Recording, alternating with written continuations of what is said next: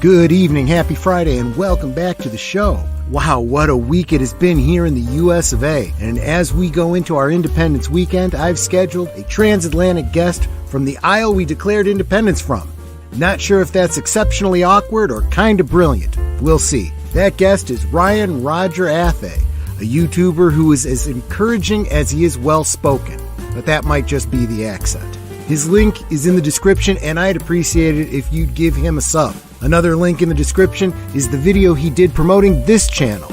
It would be splendid if you'd give him a like and left a message. Tell him Troy sent you. So top off your glasses and get comfortable, because right after this word from our guest, we'll be taking off.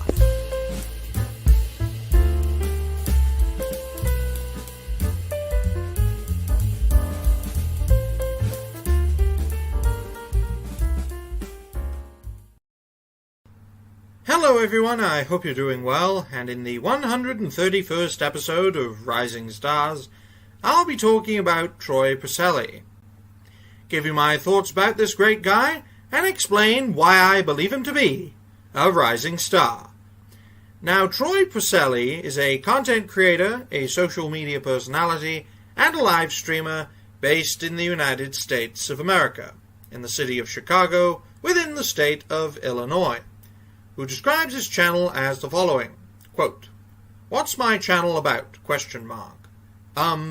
IDK, which is short for I don't know. Whatever comes to mind? Stuff I feel like ranting about, or reviewing, or rewatches. I really should work on some kind of branding. Unquote. Sounds all well and good to me, folks. Hopefully, as Troy rises as a creator, his branding will rise with him. I've found Troy Purcell to be an up-and-coming content creator, as well as being a very informative and a very welcoming guy. And I would expect nothing less from a liberty-loving American, with a channel that is establishing itself quite well now over the past few years, as of the making of this video in late June of 2022, who, in my view, will likely become more prominent and influential, largely as a result of this great guy, folks, whose well-done videos and live streams, as well as his welcoming manner, are all indeed worthy of being supported by many people. And as a result, I am confident that Troy Purcell will continue to make a lasting impact with his efforts.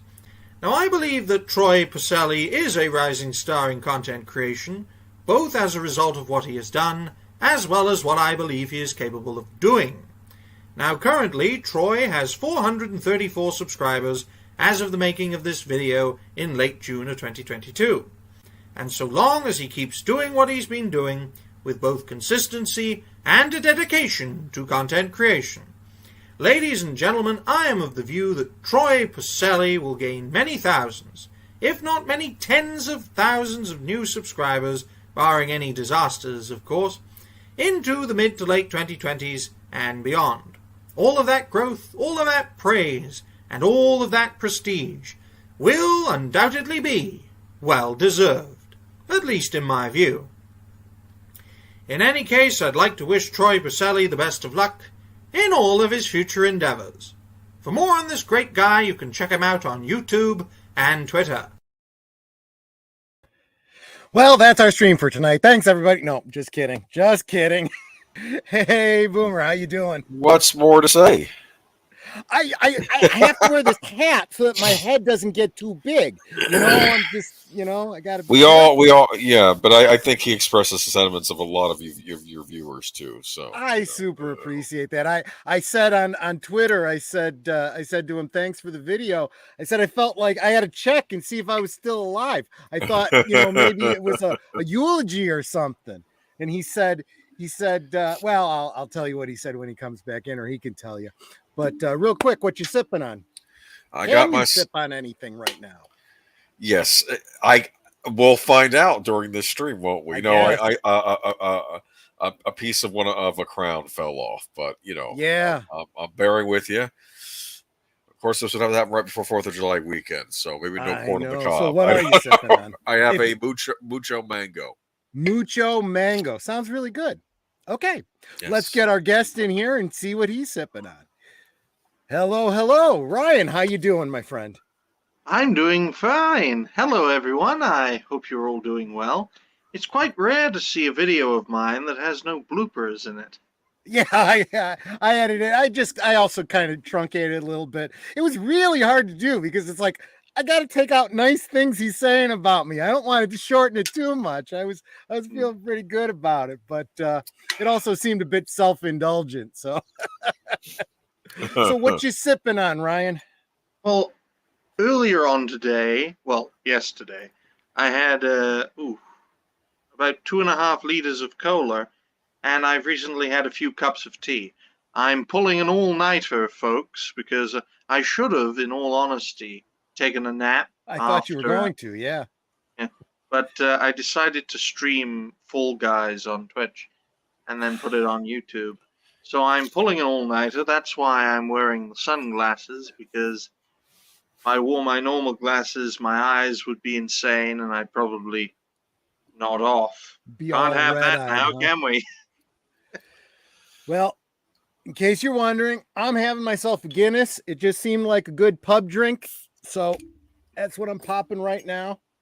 Got myself a glass, and I've been looking forward to this all week, actually. Do you have any fish and chips? I do not. Well, actually, I could have made myself fish and chips, but didn't think ahead. And I did already have dinner. I did actually have a fish dish for dinner, though. I recently had a kebab with some chips, because I got my father some chips while I had a large doner kebab. And I ate the kebab with pita bread, mayonnaise, and all the salads except for onion. Fair enough. And I had half of my father's chips because he didn't really feel like having them. Understood.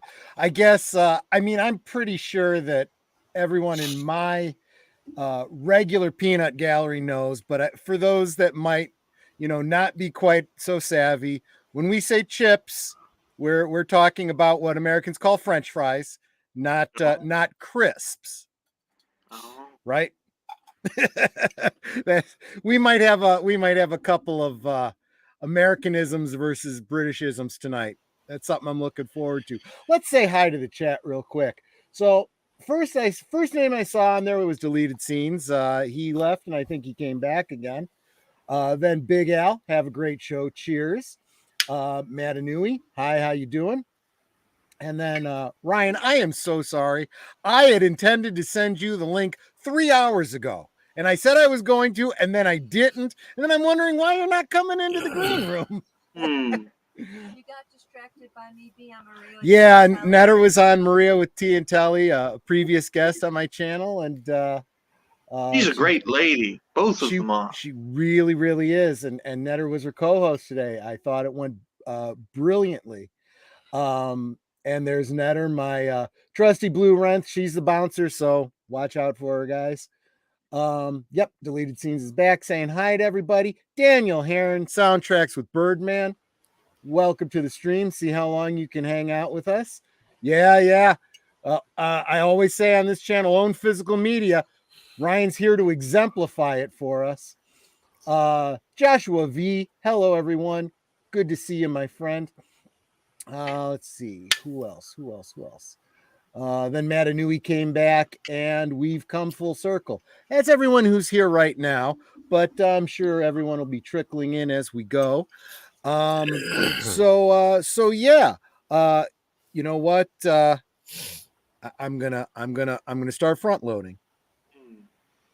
How does it feel to live in one of America's most dangerous cities, Troy?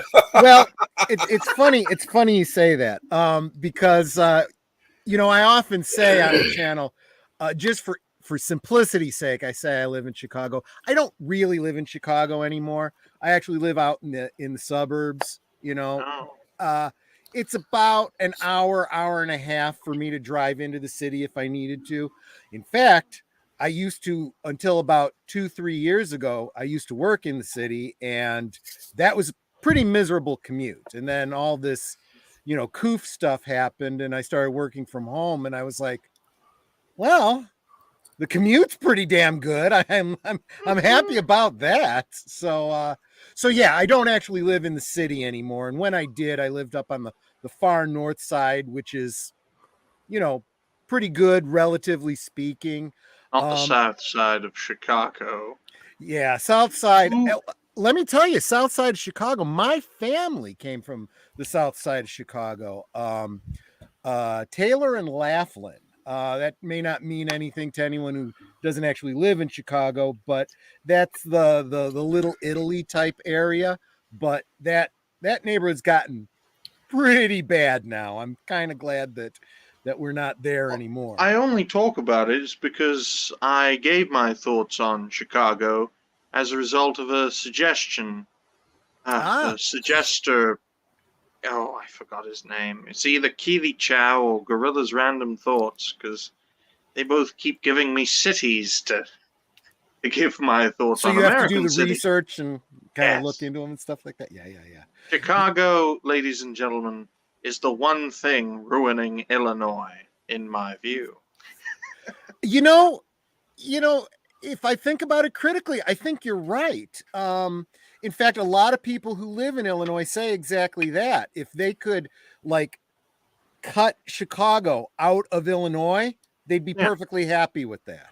City states. It should be the city-state of Chicago surrounded by the state of Illinois. Now, I will temper that slightly in that we have a very lefterly. Well, we have in Illinois and the city of Chicago, County of Cook, or as we call it, Crook County. Crook County. Yeah, we it's all Democrat. It's all Democrat. Which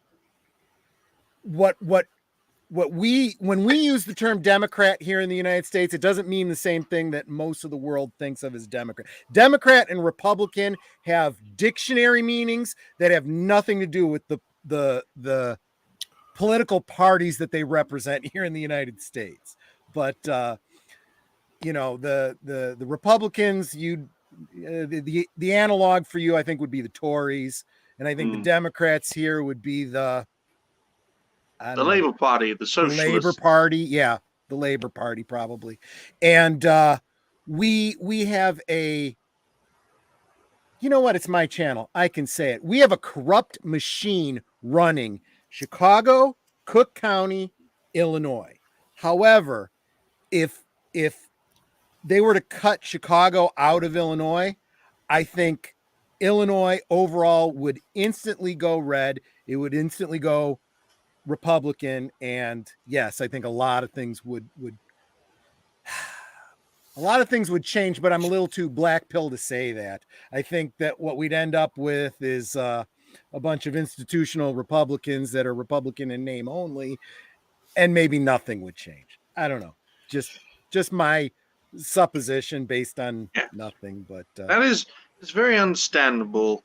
It's very difficult for individuals to change things. That's why we have to work together. I mean, you have the will, but not the means, while others have the means, but not the will. Absolutely. So now, what part of the well, I know you're in England. I mean, UK is a big place, but you live specifically around where? I live in the South Wales Valleys in Wales. Oh, you're actually in Wales. I didn't realize that. It's the voice, because when I was a kid, it's a very interesting story, folks. When I was a kid, I had a thick Welsh accent until I got into a fight. I fought a bully who was way bigger than me. The fight only ended when I picked him up, lost my balance, and he fell square on the side of my neck. Now my neck wasn't hurt, but my voice box was broken in some way because I couldn't speak for a few days. Wow. But yeah, they dragged me up 2 flights of bloody stairs, and they checked on me, the teachers and the pupils. I was only about 7, and I realized I couldn't speak, but I wanted to eat because it was lunchtime. And as I was eating, my father came in and saw me eating, rubbed my head because he heard that someone fell on my head, not my neck. Yeah. Because I don't think they wanted to worry him too much. And then he walked back out to the teachers and said, he's fine, and just left. It was only when I came home a few hours later, after a few hours of being at home, not speaking, he realized something was wrong because I wouldn't shut up. So yes, he retrained me to speak, and he saw it as an opportunity for me to speak in a very formal, very, what's the word? Received. Yes, well-received voice. Mm-hmm. Sometimes when I speak, if I don't drink enough water, my voice cracks. Sometimes you see it and sometimes my voice fluctuates. When I was younger, it was harder to control, but now it's much easier. So I can speak like this as well. Or like this. Greetings, Dominions, Domentites, and Archvillains. Hail Doomcock, the future ruler of Earth. So, okay, so you live in Wales, all right. It's funny because I would not have guessed you were Welsh, but that's awesome. I remember I was listening to one. Very interesting fact, folks. 2/3 of the Welsh population don't speak Welsh. Speak English. I was going to ask if you spoke Welsh. No, couldn't stand it. When I was in school, Troy, Boomer, all of my fellow pupils saw learning Welsh as a waste of time. Couldn't learn any transferable skills beyond Wales, if anyone wanted to work, they wanted to work in England or abroad, not in Wales. So we had to study 2 hours a week, mandatory Welsh, when we could have spent that time studying English, maths, science, or in my case, when I was in high school, year 9, year 10, year 11, when I was 13, 14, 15, 16, geography, history, and law. Those were my favorite subjects. Welsh was a waste of time to learn. But I don't speak it. That's amazing. I mean, I'd be kind of 2 minds of that. I do certainly appreciate you don't want to lose the culture kind of thing, keep the language alive, but how practical is it really? I mean, is it as practical, for example, as me learning Klingon, which, I enjoy doing, but how often I get to practice it once a year if I go to the Chepa, and meet with a bunch of people that speak Klingon. Otherwise, I never get to use it. So, I think the only reason we really study it in schools is because for about 200 years, when the United Kingdom was first formed, England really pushed for harmonization between the Anglo-Saxons, the English-speaking people, and the Celtic people. Yep. So they wanted everyone to learn English. That's why barely anyone speaks Irish and Scots Gaelic, because they suppressed it completely. Yep. Only in Wales was there great resistance from the north and the west of Wales. Yeah, that's I mean, if you look at history, the idea of a unifying language, right? You got to have the unifying language, and you want to eradicate any other languages, at least within your borders, for the sake of that unity. I feel like the United States is a little bit unique, or at least it used to be, with the mentality of, if you come to this country, because it's supposed to be this melting pot, yes, we want you to speak English, but we don't want you to lose whatever other language you're bringing with you. And that's why, first language I started studying when I went into high school was Spanish, because it was the next most common language in the United States. Now, when I got to college, I audited an Italian class because I figured I'm Italian, or I'm of Italian descent. I should study Italian. And I'm glad I audited it and didn't take it as part of my grade point average, because it would have killed me. I struggled with Italian because it's just similar enough to Spanish that it completely confused me and messed me up. And I didn't do well in that class. The best I could do was learn how to pronounce Italian words and know that everyone in my family was pronouncing everything wrong, including our name. Yeah. Oh yeah, there's a bloke who's got a YouTube channel. I can't remember. Gosh, I wish I could remember what his name is, but he's Italian, and he does a lot of language videos and history videos and stuff like that. And there's one that he does where he gets real upset with YouTube channels that, if you're looking how to pronounce something in Japanese or in Italian or whatever, and it upsets him because he's a linguist. So he knows Japanese. He knows that they're teaching it wrong on these YouTube channels, and it upsets him. But the worst, he says, I'm going to get to the Italian, but I know I'm going to lose it when I get to that. Because he says, everybody, they all talk like this when they pronounce, and somehow this makes it Italian. And I'm laughing so hard, because that is the typical. And look, but didn't you see how that's how they did in House of Gucci?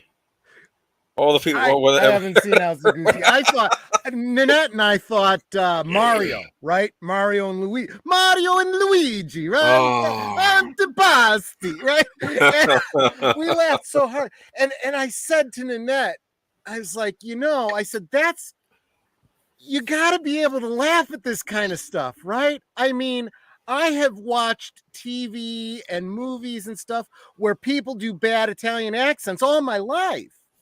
And it's funny.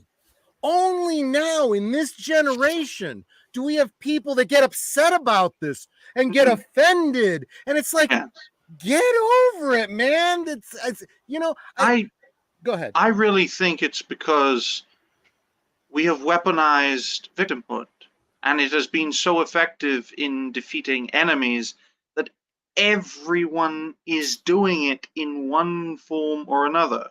I make my group the victim, your group the oppressor. It justifies my group destroying your group in some way, shape, or form. Although, ladies and gentlemen, I'm most well known for Rising Stars, I also give my thoughts and take suggestions from the audience. My unofficial niche, as it were, that I've carved out is analyzing creators, making bloopers as well, and seeing whether they will grow or stagnate. And I've seen a lot recently, Troy, of something I call algorithmic channel suppression systems. That's what I call it. Yep. Which I see creators, and one in particular, Fat Steven Seagal, who grew massively over a short space of time, covering the Canadian trucker protest. Then he stagnates and declines, despite being consistent, despite being dedicated, despite creating good content. So YouTube does suppress people. They are liars by saying that they do not suppress people. And it's one rule for one group, and it's another rule for another. I mean, Dr. Jordan Peterson was recently banned from Twitter. First they ban Alex Jones. Then Stefan Molyneux. Then Dr. Jordan Peterson. Who next? Ben Shapiro? If they can get rid of someone like Ben Shapiro, they can get rid of every single one of you and me and everyone here. Well, this is why, people like Jordan, I'm sure you saw the news this week. Jordan Peterson just signed on with Shapiro's, what is it? Daily Wire Plus. Yeah. So they are going out there and they are saying, enough of this. We're going to do our own thing. To heck with you. We're going to start our own platforms. We're going to start our own, channels and whatever. And the people that want it will actually pay for it. And honestly, it's true. They've even started, although they haven't put it out yet, they're going to start their own line of kids programming in response to what Disney is doing. And it all starts somewhere. It's entrepreneurial. Oh, yeah. I'm sure you saw that Daily Wire started Jeremy's Razors because of what Harry's did to them. Harry's got exactly what you were talking about. Someone got offended by something they said, "Oh, they're all right, blah, blah, blah, Yahtzee, da, da, da. Oh, we don't want to be a part of that. We're going to pull our sponsorship." Exactly. And they said, "Okay, fine. We'll start our own razor company." And they've had sales like crazy. Dude, I have never subscribed to a razor company before. I got in the day they announced it. And yes, because they are in a sense a vanguard of the forgotten ones. This is a term I came up with when I was 12, folks. The forgotten ones, a group of people who have no political home, who never vote, or who rarely vote. They consist usually of a third of the voting population. That's why in most Western countries, folks, the turnout is about 66, 67%, because a third of the population have no political voice.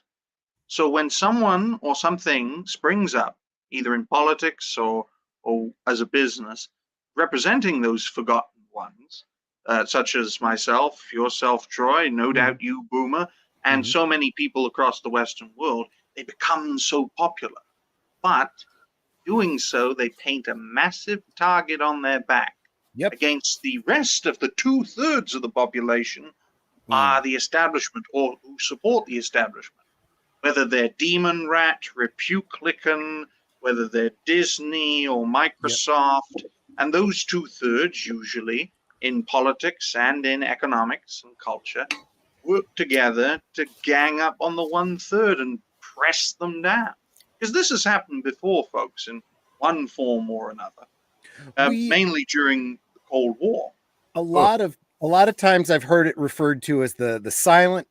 Well, I think it's the silent majority. I've heard that before. I think there's that most people, and I don't care, right or left, there are the radicals. And those seem to be the ones that dominate the news. They're the ones that dominate socialist media. And yes, I said socialist media. They are the fringe. The majority are somewhere in the middle. Right now, we have a movement in the United States, hashtag walking away. Democrats who are leaving the Democratic Party to vote Republican because they realize how the left, so to speak, has gone so far left that it's left them behind. Ronald Reagan back in the 80s said, "I didn't leave the Democratic Party. The Democratic Party left me." Well, lot of people, Democrats. Yeah, a lot of people are starting to feel that way too. Yes, Ronald Reagan was the governor of California as a Democrat, but then when he ran for president, he ran on the Republican ticket because back then, what it meant to be Democrat was far closer to being conservative, whether it was Ronald Reagan or John F. Kennedy. It's it's the classical liberal, right? The little L liberal. And I think a lot of people who had identified themselves as liberal, who had identified themselves as Democrat, are starting to realize, I'm not that kind of Democrat. I'm not a socialist. I am not a radical, destroy everything that America stands for. It used to be that Democrats and Republicans didn't agree but at least we both wanted to see our country prosper. Yeah. And now it seems like this radical fringe on the left that's taken over the Democratic Party do not want to see America thrive. They want to see it collapse and rebuild it in some sort of, communist, revolution that, well, anyone who knows their history knows how that works out. Yeah. Nothing but death and destruction. For the people that bring it around, too. Oh, yeah. Because what ends up happening is it's the same oligarchs that end up taking over, and they line up all the revolutionaries and exterminate them because you just did it to them.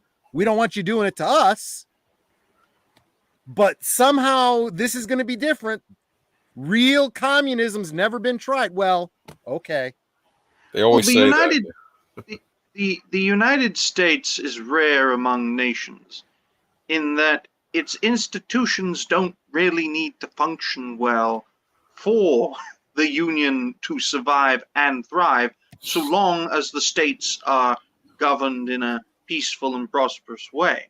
And if they're not, we tend to vote those governors out and bring someone else in. We keep the government close to home. It's a republic rather than, monarchy. Sorry. Well, the United States is a constitutional republic, not a democracy. In the same way that the United Kingdom is a constitutional monarchy, not a democracy. Exactly. Neither one is a true democracy. Real quick, I want to say hi to some people that have joined us. Some big names. I sometimes have some big names that come and follow us. So Orville Nation, EJ. How you doing, my friend? Good to see you. And Trey of Max World Entertainment. I'm sure that Netter is saying hi for us. Hi, Keely. I can't see because I'm wearing sunglasses. I cannot see the chat. Well, even if you didn't have the sunglasses, I would imagine, the red eyes would probably keep you from being able to see too. And D Jodicey, evening all. Thanks so much for coming in. Good to see you. Have you ever, this is going to sound completely out in left field, Ryan, but have you ever seen a movie called Cat Ballou? No. Okay. Lee Marvin and Hanoi Jane.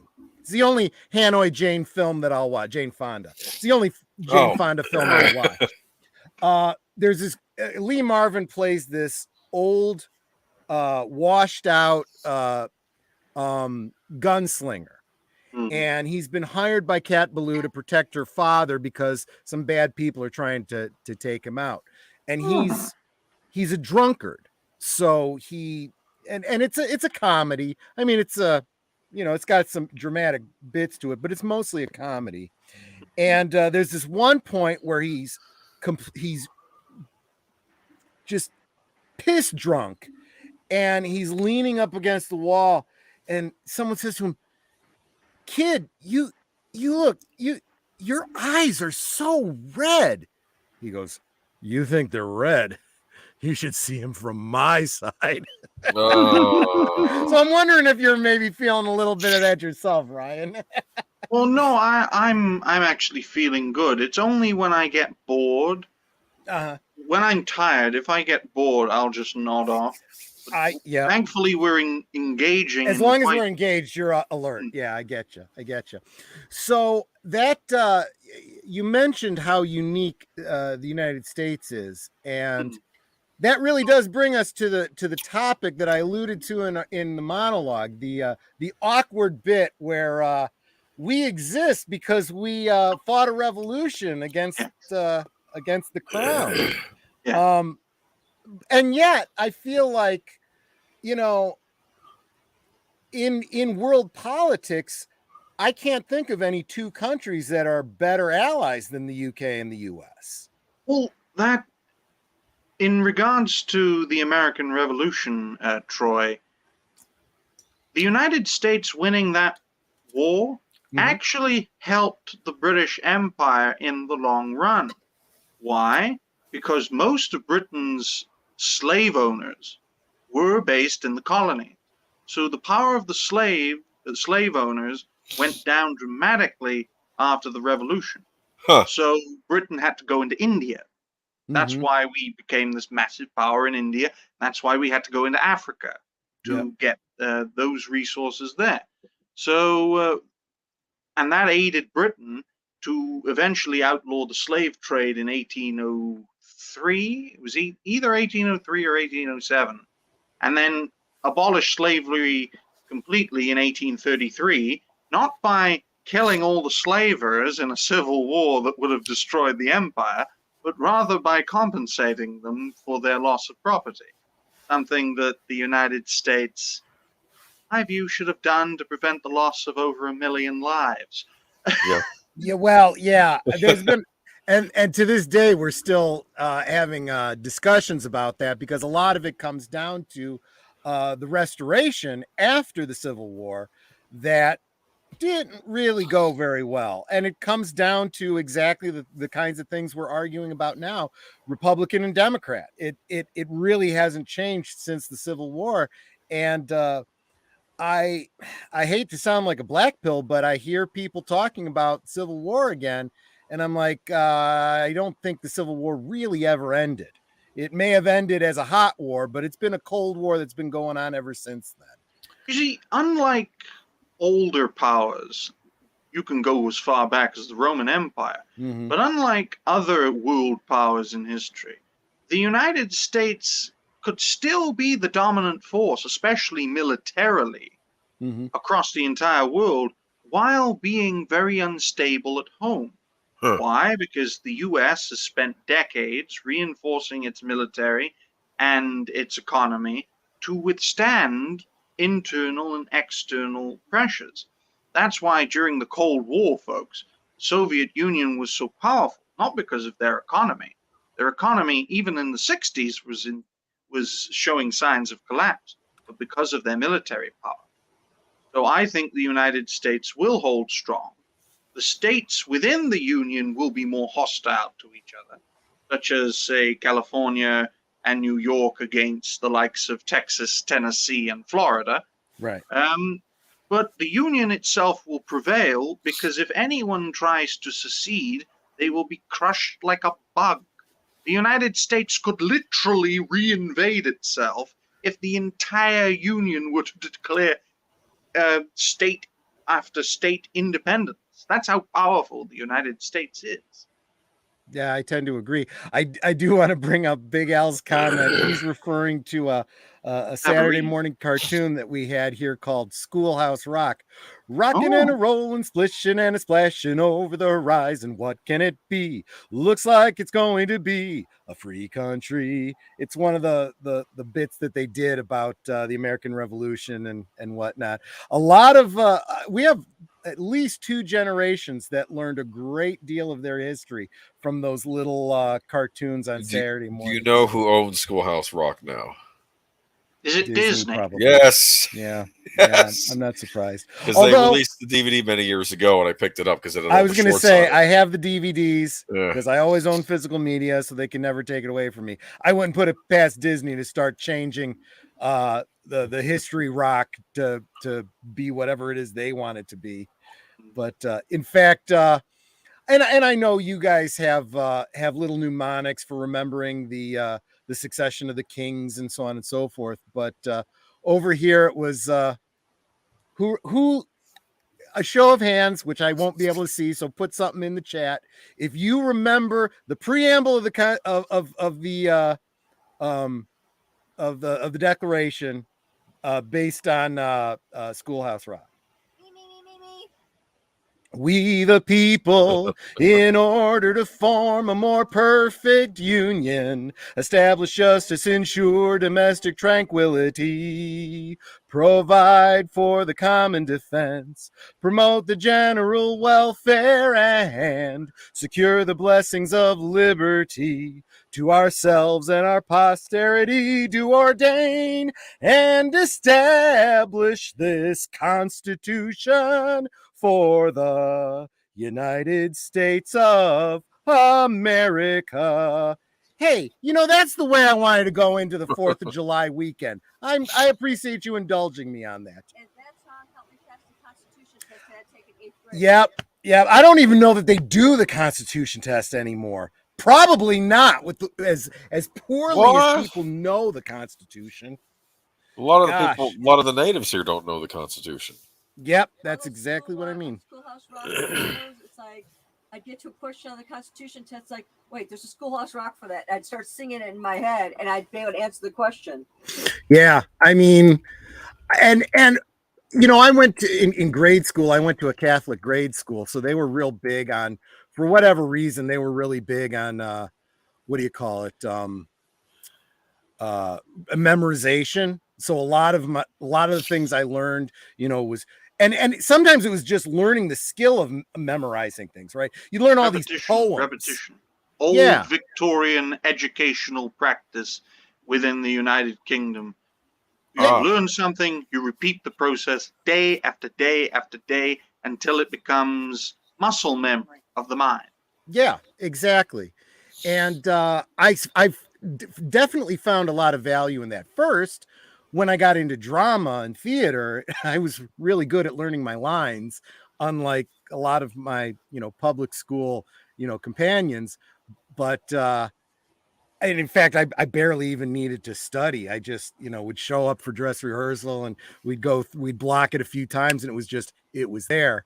But yeah, it was things like that, remembering the preamble.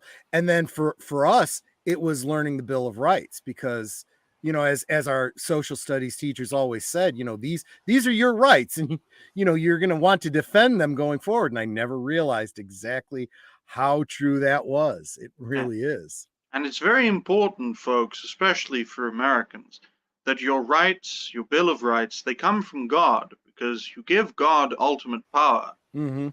He cannot use that ultimate power against you, and it can never be changed. That's why it's such a good idea to give those rights. Those rights are given to you by God, because then no power on earth can take them away from you. Yeah. Very, very good idea. And the thing too is, you know, a lot of people nowadays will bristle at that, this idea of it given by God. But that's fine. Put yourself in the mindset of the founding fathers, many of whom were deists, right? So even if you don't believe in a God, you believe that there is something. There is a higher power. There is the universe. There is a natural order, whatever you want to call it.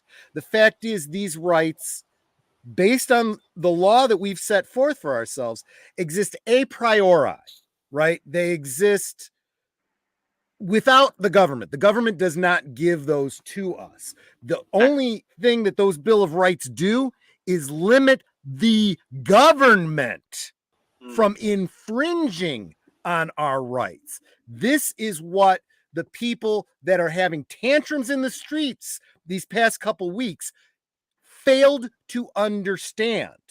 That the past couple weeks, the Supreme Court of the United States has interpreted the Constitution the way it was written and said, this is what it says. If you don't like it, it's Congress that needs to change it.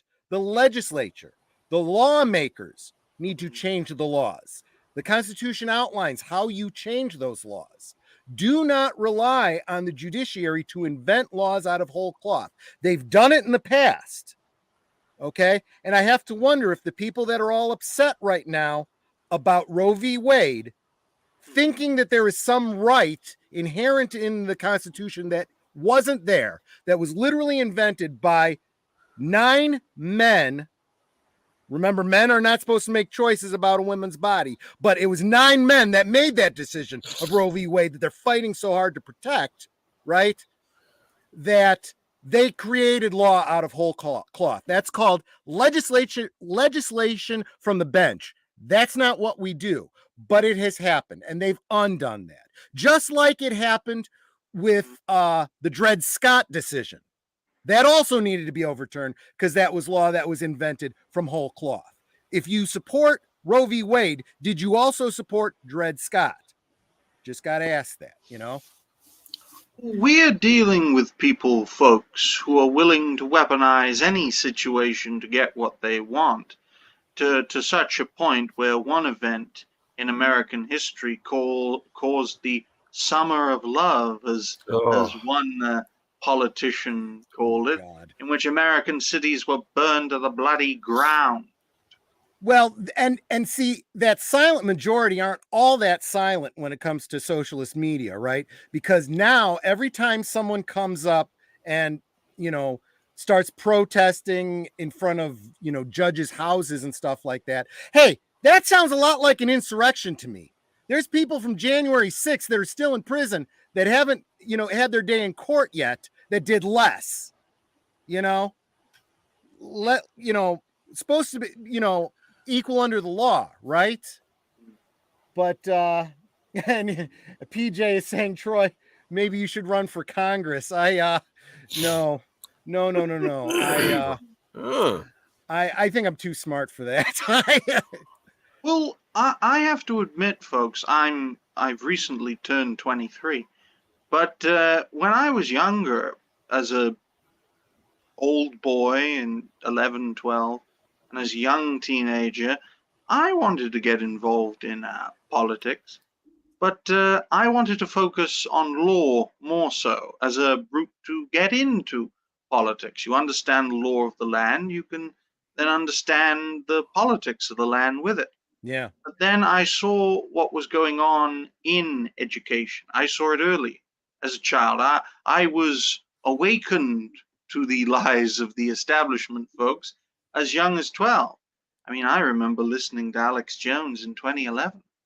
He really used to make me laugh. But that entertainment, combined with him being so informative, helped me realize that the establishment do not do things out of the kindness of their heart.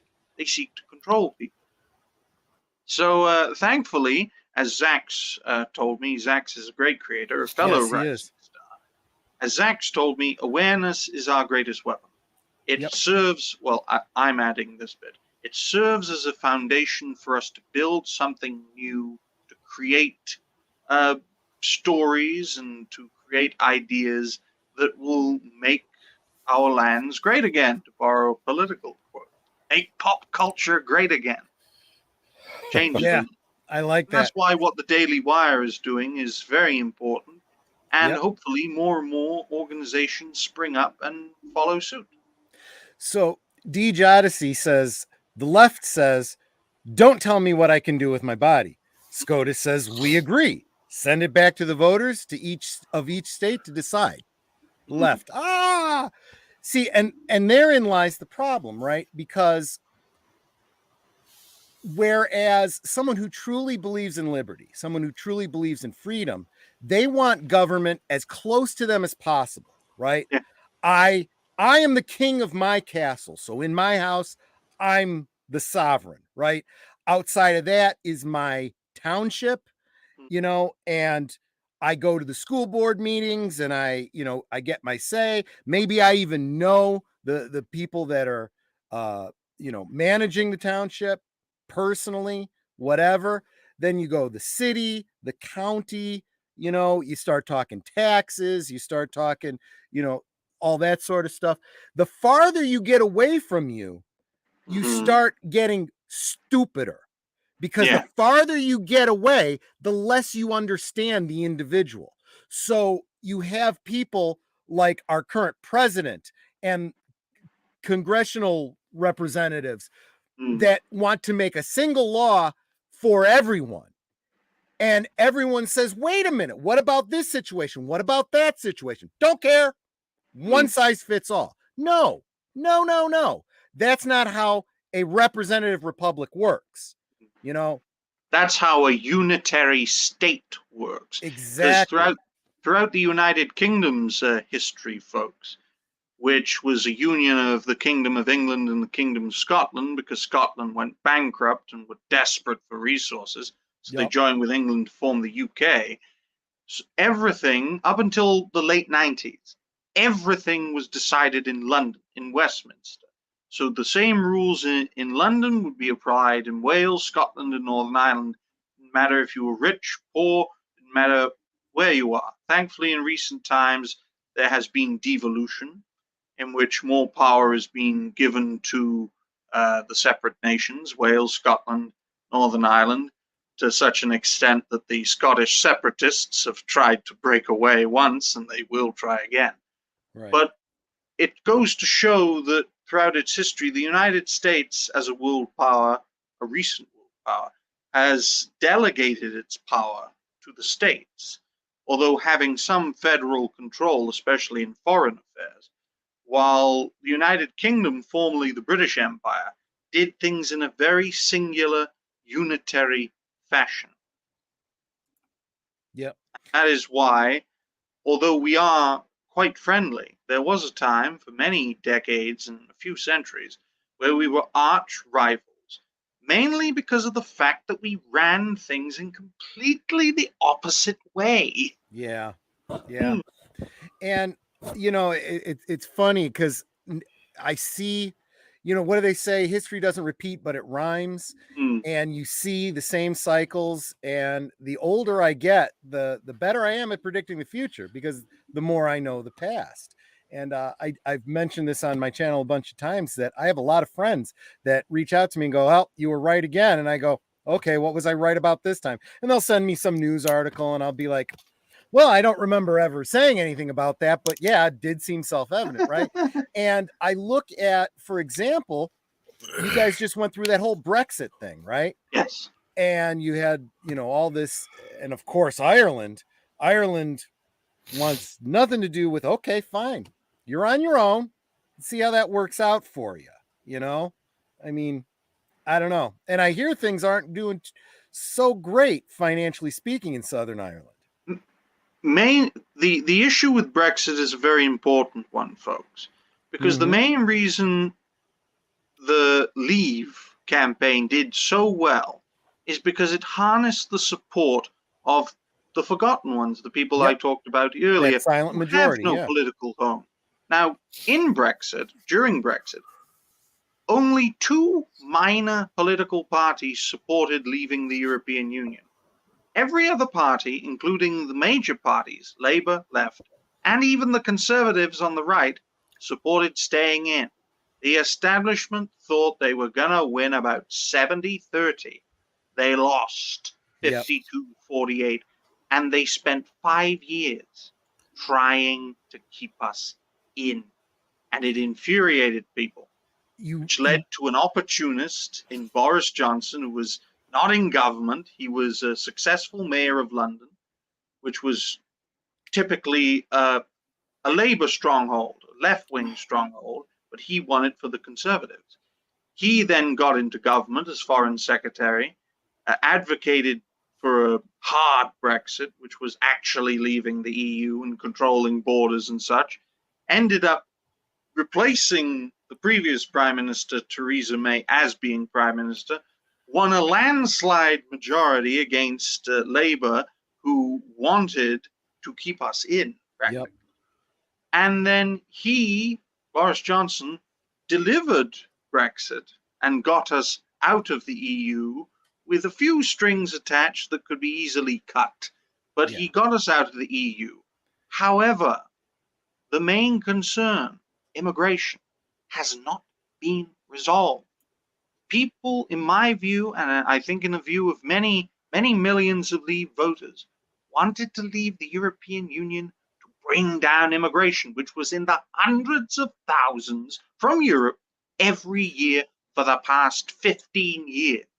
They wanted it to end, but it's continuing, even after leaving the European Union. Immigration levels are higher than ever, and those forgotten people want a voice. To such an extent, Troy, that the current census that is due for release, it was actually due for release last year, but the pandemic got in the way. The census is being suppressed because, and this is according to leaks, the population of non-British citizens has gone from 13% in 2011 to 25% in 2021. And if it keeps going like that with mass immigration, by the 2030s, in between the early 2030s to the early 2040s, British people will be a minority in their own country. And that terrifies people because and if some of you do not know this, look at Yugoslavia as a classic example of getting all different peoples put together against their will. It led to bloodshed, war, and a unified nation that ripped itself apart. And the British people do not want that, and I don't think Americans do either, because you've got a southern border that is being invaded just like our southern border is being invaded across the channel. And unfortunately, again, we have the same kind of establishment that is as brain dead as you just described, right? Where they think that everyone agrees with them, and the reality is the vast majority simply do not. There is this idea that we send you to, in our case, Washington, to represent the best interests of our country, and the best interests of our country involve securing our borders. Yeah. Security, period. Okay. Defense. Okay. If we don't secure our borders, we do not have a country. Exactly. But see, that is the disconnect, right? Everybody, the vast majority of people that live in these countries understand that. But the leadership, the oligarchs, are really pushing for one world government where they think they will be that much more powerful. And yeah, no, that ain't gonna work. Where nation states, folks, no longer exist. This was the communist utopia. Yep. Where the Soviet Union would be the foundation for one world administration, where no borders would exist, no nations would exist, and all would live under the utopia.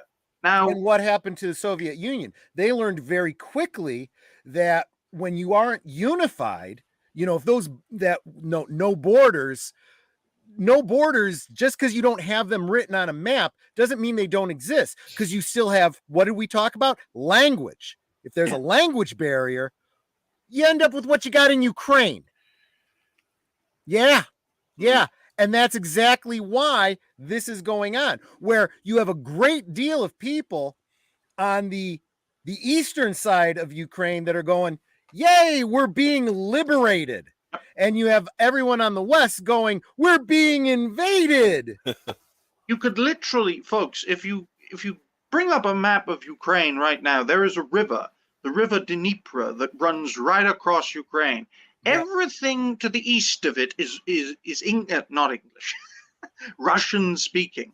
Everything to the west of it is Ukrainian speaking, because old Ukrainian territory was actually West Ukraine, Western Belarus, and Eastern Poland. That's where Ukraine founded, along with the Poles and the Belarusians. But they were given Eastern Ukraine, what is now Eastern Ukraine, by the Soviet Union during, what was it again?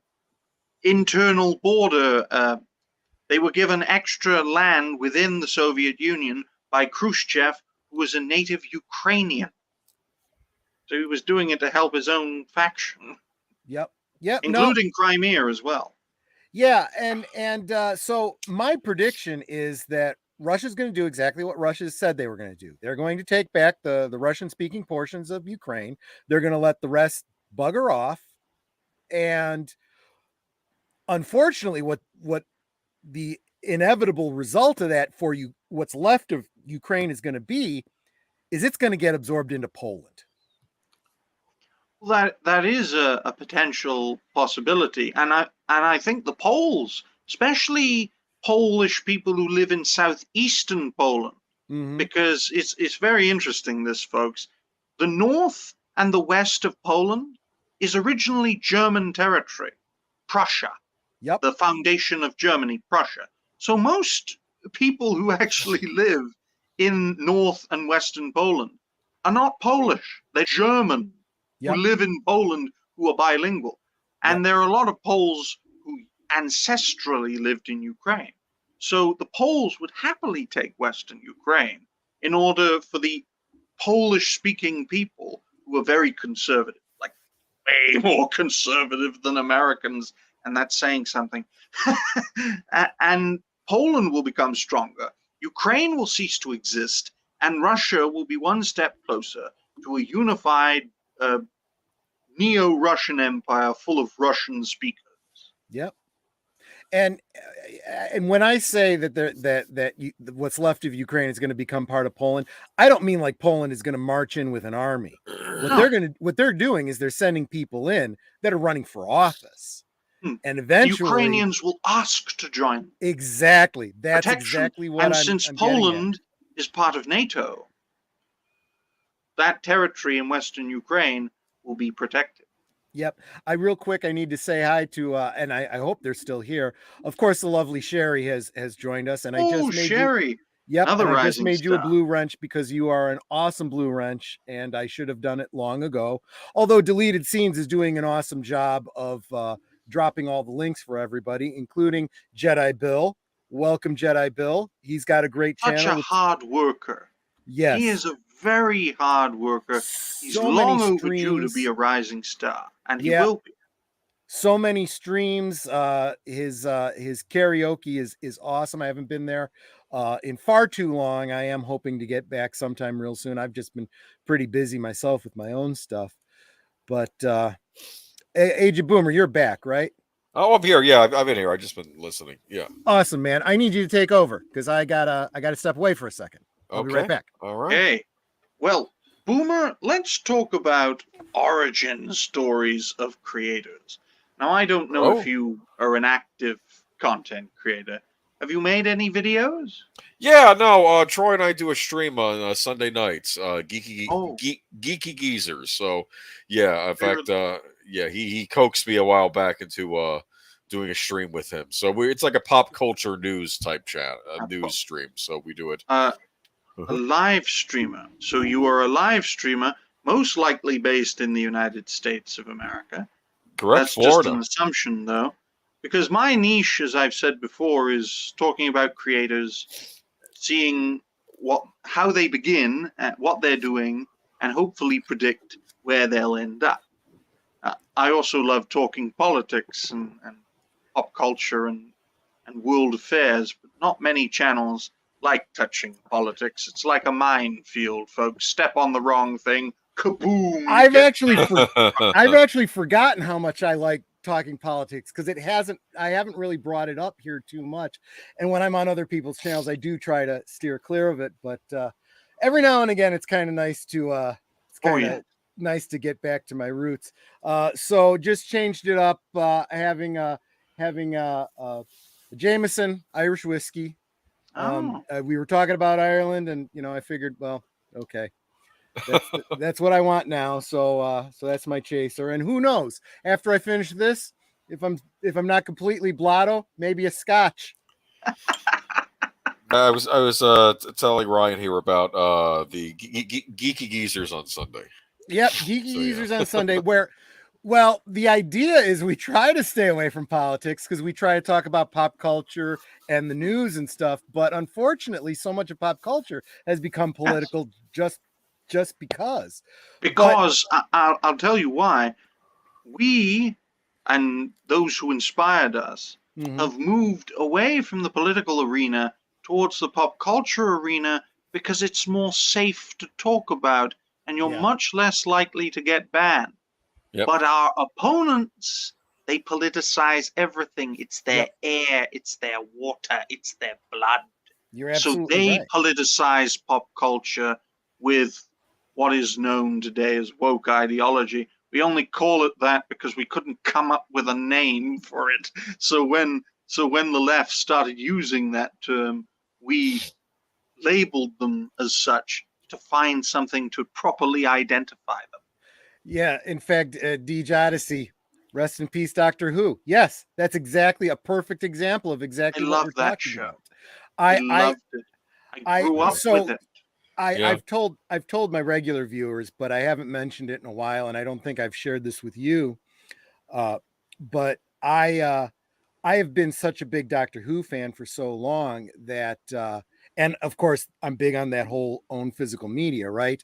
That I have not only collected all of the released versions of Doctor Who on DVD, but those that those missing episodes, those lost episodes, I have downloaded the reconstructions that have been made by Loose Cannon and made my own DVDs. So from a certain point of view, I have the entire collection of Doctor Who going all the way back to the William Hartnell, the very first episode. Yeah.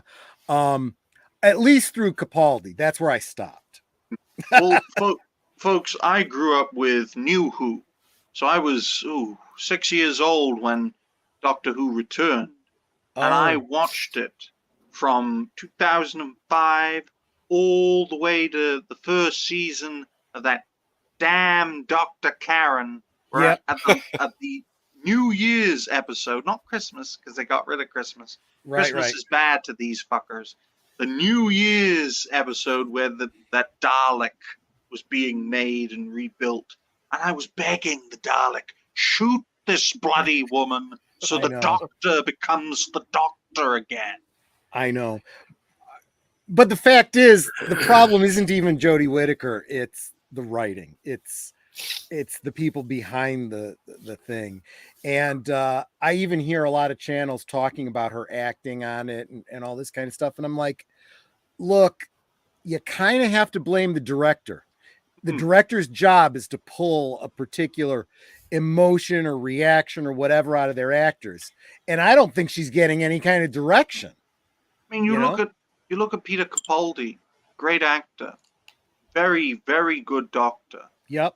However, towards the end, Series 9, Series 10, especially Series 10, he was not written as well because the showrunner, Stephen Moffat, was on the way out. He was constrained because of standards and practices, diversity, inclusion, and equity rules by the BBC. Yeah, that's why you got a black lesbian companion in Series 10 out of fucking nowhere because of their rules. Yep. So he was more and more, Stephen Moffat was more and more constrained. Yep. So he couldn't be as creative. Therefore, the writing wasn't as good. But Capaldi was such a great actor, still is. He did the best he could. Doctor. He made the best of a bad situation. So, D. Odyssey, you've got some great comments tonight. Thanks so much. My headcanon, TARDIS threw out Nurse Who, the end. Well, I'll do you one better. In my headcanon, Matt Smith's doctor died at Trenzalore. He didn't get another set of I mean, I know that means throwing out Capaldi, but you know, it's a logical ending because there's nothing to look forward to. I'm sorry, you know, even with Russell T. Davies coming back, I don't think he's going to be the savior that everyone expects him to be. No, Boomer and I have talked about this. His first choice to be the Doctor was rejected by the BBC in favor of the. He is a good actor. The diversity hire. The diversity hire. He is a good actor. I've seen him act in previous roles with the BBC. Mm-hmm. But he's a niche actor. Yeah. He's very good at comedies and of being what's the right word? The gay character. You know, the feminine character. Very fun. And that's the problem, right? They're trying to push the Doctor to be, if it's going to be a female, she's going to be a lesbian. If it's going to be male, it's going to be gay. And, you know, because the Doctor is fluid, right? The Doctor can do whatever they want. I never got the impression on the old show. I mean, I know he had mentioned having children and stuff, but that was not really what he was about either way. He was just he was an explorer. That was his big thing. So it was just no romance between the companions. I know they kind of tease things with Rose, but yeah. In fairness to Ryan, I'm trying to think of it from Ryan's point of view. If Ryan picked it up with Christopher Eccleston, right, and that was all he knew, the Doctor has always been a somewhat romantic character from his point of view. That's true. Rose, okay, right. But Boomer, you're right. Going back to Hartnell, you get the impression that Hartnell had a lifetime as a husband, a father, and a grandfather, and now he was going off on a new adventure in life, and that's where we pick up. And from that point on, he's done with that part of his life. So every Doctor we've seen thereafter has been non-romantic, not interested in any of his companions. Friendships. He's fine with developing friendships, but yeah, that was absolutely. In fact, some great friendships. Yes, I almost regarded the relationship between companions. Doctor was more like teacher-student in a way. That's sort of how I kind of saw it. Or yes, I think that's perfectly. And it was set up with or the like granddaughter. mentor-mentee, that sort of thing. It starts out with what was his granddaughter's name? Susan Foreman. Right. Susan was his granddaughter, and clearly they had that Batman Robin, sidekick kind of thing going on. And he was her mentor. But then he realized along the way she needs a chance to live the life I've lived. And that's why he leaves her at the end of the Dalek War with the boy that she's kind of fallen for. And in a very sad way, kind of locks her out of the TARDIS and leaves her because he knows it's the best thing for her. The saddest part for legacy Doctor Who fans is we never get to find out what's happened to her. And we've read so much into every line about, I used to be a grandfather, I don't have a family anymore, blah, blah, blah, blah. And we're like, how do you know that? How do you know Susan isn't still out there somewhere? We want some kind of closure on that. But honestly, we'll never get that now. From my perspective, and as a kid and as a teenager, I would always have loved to have traveled with the Doctor, right? Even if it meant fighting to the last man, because you see that a lot, especially with New Who, in that those who travel with the Doctor don't always have a happy ending. Some of them That's true. Get old, such as Sarah Jane Smith. Some of them get trapped in a parallel universe like Rose. Some of them are emotionally scarred like Martha Jones. And some of them lose all memory like Donna Noble. That period, David Tennant's in particular, from his start to end, just... I'm going to say, I've always said that Tom Baker was my first Doctor. Paul McGann for a long time was my favorite Doctor, even though he only had the two appearances. But I think in my heart of hearts, David Tennant probably was the best Doctor. He had the best material to work with. He definitely got it just right. In fact, I don't make use of my branding the way I should, but I actually had been. I put together a little meme just in case it came up. It's not going to, but this is where I need to insert it. I am not amused. That's from the Tennant era. She had just knighted the Doctor. But Tooth and Claw. Yes. With the animated will. Yeah. Well, all the way back, the special effects in Doctor Who were always poor, but my favorite episodes, and they only had 3 appearances in Doctor Who. One was, the first 2 was a 2-parter, the first 2-parter of New Who, and the third, which was in the same series, the first series, the Slitheen, the farting aliens. The big they were interesting. That one really impacted Netter. She said if we get a dog, she wants to name it Raxacoricofallapatorius. Thank you. Raxacoricofallapatorius. And of course, the Slitheen got relegated to the kids' show, the Sarah Jane Adventures, where they were big baddies in the kids' show. Why? Because they fart a lot.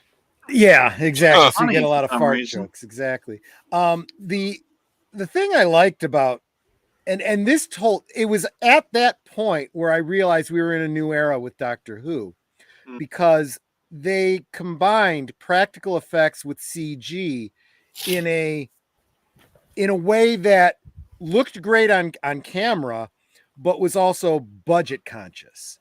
Yes. Doctor Who has always been budget conscious to the point of, your biggest villain is a giant pepper pot. I mean, I never understood why the whole hide behind the sofa thing was a thing in England, because I just couldn't get afraid of the Daleks. But of course, I didn't see the Daleks until I was, in high school. That's when I first experienced Doctor Who. So I had a very different experience than someone growing up in the UK, in the 60s and 70s, who, might have been 7-8 years old and first experienced the Dalek. I could kind of see where that would be a thing, but then, you see a show like Coupling where the main character, makes the joke about hiding behind the sofa, because sofas are soft to cushion you and protect you from Daleks. Of course, you've seen Coupling, right? You know what I'm talking about. No. Another Stephen Moffat production. Oh. Look into it. It lasted for 4 series. We call them seasons, but you call them series. It's I have compared it to Friends, but I better write this down. How do you spell it? Coupling. I'm going to have to take my sunglasses off because I need to see. Coupling, like getting together with someone. Coupling. Jesus Christ. I've even done a rewatch on this channel for the... Have I done the whole first season, Boomer? We did the first season, yes. Yeah. Did the first season. Terribly funny. It is a Stephen Moffat production, and what kind of stands out is that the main character is named Steven Tyler. So apparently, just like Rose's father, he's got something about the Steven Tyler name. Look at all those VHS tapes. I know, right? I used to have way more, but I broke them because of tower constructions. Oh, when like I was that a kid, yes, this is 3 foot tall, and the desk of drawers I think is about 3 foot as well. Although it may be 3.5 foot to 2.5 foot, but this is about 6 feet tall. But in fairness, Boomer, you and I wouldn't be able to watch those anyway because they're probably in PAL and PAL. That's right. Yeah. I remember reading up, though. I know in England they had the big Video Nasty thing in the... Oh, what's that? What is that? It's a tank taking on a plastic creature that has taken over bits of scrap. Nice. That's the red and the green and the blue, because I can't really draw it white because it doesn't seem as convincing. True. I get you. But yeah, yeah, Doctor Who. But yes, check out Coupling when you get the chance. I'm sure that it's probably streaming for you somewhere over there. If not, it's only, 4 series. You could probably pick it up fairly reasonably. But terribly funny. I've compared it to Friends, but it's much more adult. Probably British appropriate, but I think U.S. Audiences weren't quite ready for it when it was first released over here. We got it on public television late night, but I think it was one of our networks, I think it was ABC, tried to do their own version. The U.S. has this history of stealing shows from Britain and remaking them. For example, we had a show in the 70s called All in the Family. And it was, I'm trying to remember what the British name of it was, but it was based on a British sitcom. Another one that we had in the 70s was Three's Company. It was based on a show called Man About the House. What? Oh, Boomer, you didn't know that? No. Yes. think about it. Think about Three's Company, right? John Ritter was funny. Go? How many times did they say they're going down to the pub, the Regal Beagle? Yeah. Right? That comes directly from the Man About the House. Who uses pub in the United States besides me? and a British expat, right? Yeah, see they call it the bar. Exactly, you'd call it a bar. But no, they always called it the pub. We're going down to the pub, the Regal Beagle. That comes directly from and the Ropers and everything. And it was all cast, different actors and whatnot, but many of the stories were very much the same. We've done that, for years and years, and they tried to do that with coupling. I watched all the episodes that exist of the American version. The first episode, the pilot episode, is identical to the British pilot episode, with the exception of the fact that it's obviously different actors. They even used the same sets. They recreated the sets in the United States. So all the sets were exactly the same, but it was not funny. Netter and I can watch the first episode of Coupling and we will laugh every time. If we watch the American version, there's nothing funny about it. It's all about the timing. And they played it as if it was Seinfeld, really. They thought in their minds they were acting out the characters of Seinfeld, and that is not what Coupling is. Coupling is its own ball of wax. Don't know what to tell you, but it only lasted for about, I don't know, a handful of episodes, and they killed it because nobody liked it. This is one of those examples where the British version is definitely better. The Office. Agent Boomer, The Office was done in Britain before. Yeah, there was a British Office show, yes.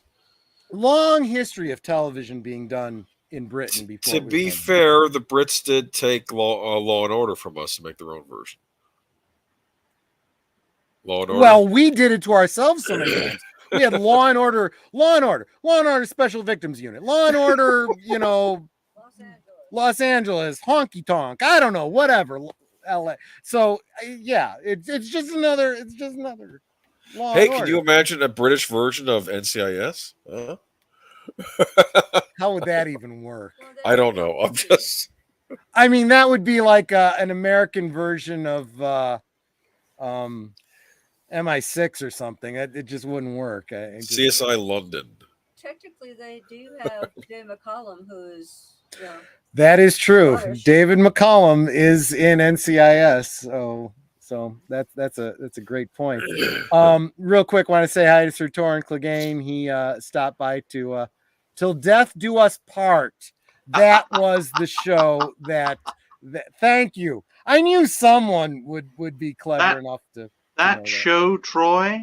That show is despised by the BBC today. Of course it is. To such an extent that a decade ago, the chief executive officer, the CEO of the BBC at the time, wanted to take every archive of that show and destroy it. This is why you own physical media, people, so that they can't take it away from you. Because the show is currently the antithesis of what the BBC is pushing today. Yep. This was a show, Till Death Do Us Part, where the main character, Alf Garnett, by today's standards, would be a neo-national socialist. Yeah. How he would blame foreigners and he would blame the unions and for the power cuts, and he would say that government is the problem and it takes hard work and grit. Get off my back, government. And basically, this was the quintessential British veteran of World War II, becoming a pensioner, doesn't like foreigners, who doesn't like government, and who doesn't like bloody trade unions for the strikes and the power cuts and stuff. Yep. So our version of it was All in the Family. The main character's name was Archie Bunker, but he was basically the same. He wasn't, I don't remember him being a veteran, but given his age, he must have been. He must have been. I think it's implied. Yeah. Because every able-bodied man in the Second World War was sent into conflict, whether it be Home Guard for the UK or sent to training or to the front line. And some goddamn place. Thank you. And the whole idea was he did have these very. I want to be accurate in what I say here, so give me a moment. He comes off as crass. He comes off as bigoted. But as you watch the show, you realize oftentimes it's just misinformation on his part, misunderstandings. He's by and large a good-hearted person, but he's not well educated. And so he believes things about certain minorities that aren't true. And when he has the opportunity to connect with them on a human level, you realize he's not a bad guy, right? But you can't have that kind of a message today. You can't have this idea that there's anything redeemable about someone who doesn't agree with you or has not been exposed to, your point of view. Well, in the UK, Alf Garnett was played for laughs. Right. So they basically, everything he was doing, all the offensive things he was saying, you just laugh at it. As in, we're not laughing with you, we're laughing at you, and it's very funny, and that's why the show was so loved. However, as the decades go on, 80s, 90s, 2000s, more and more people with hindsight, the benefit of hindsight, saw this character that people laughed at the time and took him seriously and used a fictional character, basically. Yeah. This character saw what was coming, and here we are today. And that's why Good point. BBC, the establishment, want to scrub it. Sir Torrent pointed out something that I had completely forgotten. He's absolutely right. He was a Purple Heart recipient because he took shrapnel in the butt. And that was a running joke, the shrapnel in the butt. I had forgotten that. That's an excellent point. I had forgotten. But I don't know if Till Death Do Us Part had this element, but our version took it to where Archie, the bigoted white guy, had a neighbor named George Jefferson, who was a black man, who was the black analog of Archie. They were both kind of bigoted. They were both kind of old set in their ways, both foolish, making, racist comments. And then he ended up getting a spin-off called The Jeffersons. So honestly, what it was a black version of All in the Family. I think I saw a Family Guy piss take of this when Archie got the Jeffersons to move. There you go. Yes, exactly. Yeah, these kind of cultural things, if you're not aware of them, sometimes you might miss the nuance. But yeah, it really is sad because, and I'm trying to think through the British comedies that I've seen, even the ones that are, analogs of our shows. I think our shows tend to embody a lot of the same spirit of comedy, but they do tend to infuse some drama every now and again. There were episodes of All in the Family that honestly would make you cry, very poignant. There was a great episode where Archie finds himself in a situation with his son-in-law, played by Rob Reiner. There's a reason he's called Meathead. But anyway, so Archie is the bigoted righty, and Meathead is the loony lefty son-in-law, right? They always argue. They don't see eye to eye on anything. And there's one episode where I think they got locked in a basement together or some craziness like that. And they're kind of forced to, they have nothing else to do but talk to each other. And when you're forced to talk to somebody that's on the opposite side from you, you end up finding where the middle ground is.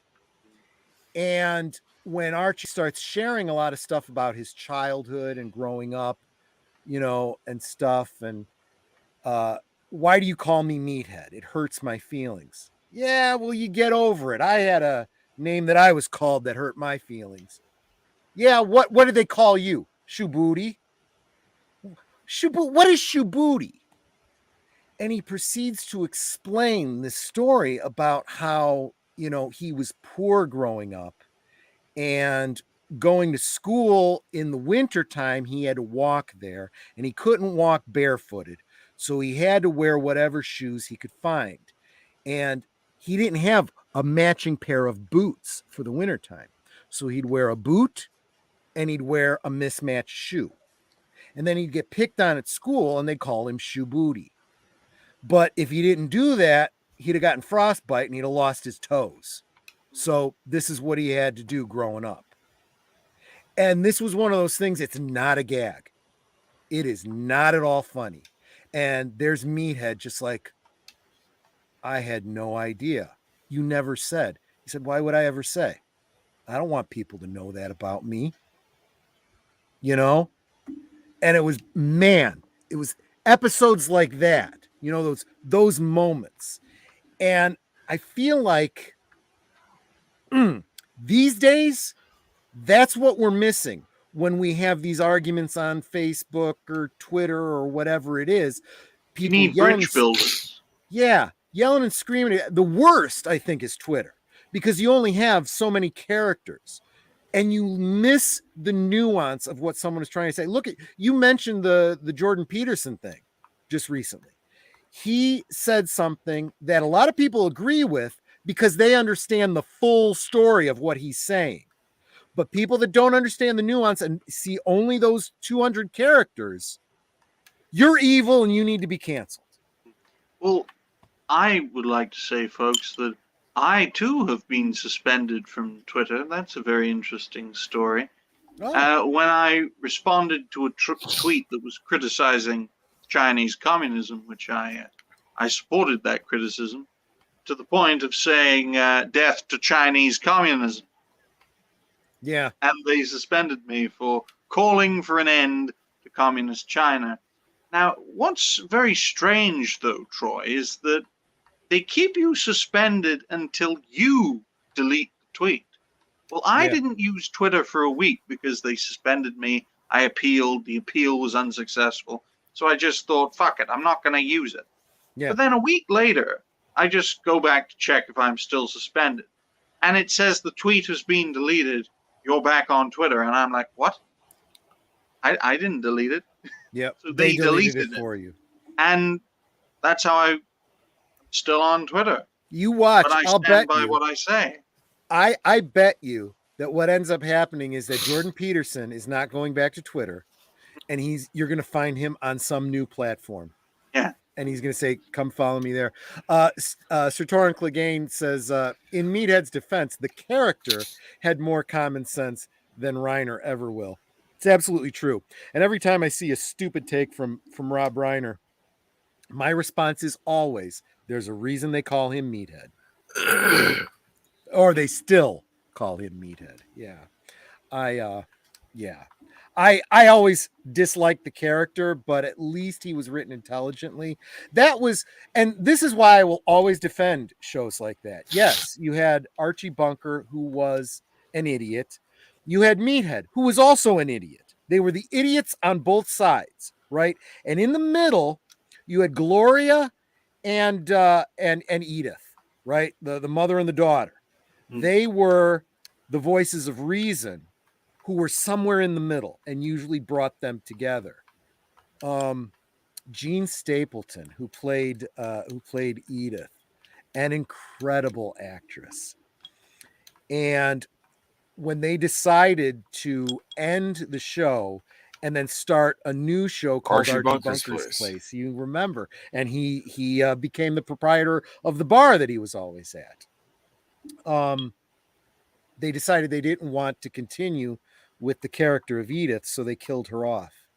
Oh, and that was heartbreaking in the best way, in the best dramatic way. I I cry every time I see that first episode of Archie Bunker's Place when he goes home and he's basically talking to the empty chair that she sat in. I'm getting verklempt right now. I mean, it's just, my gosh. That was good television. They do not.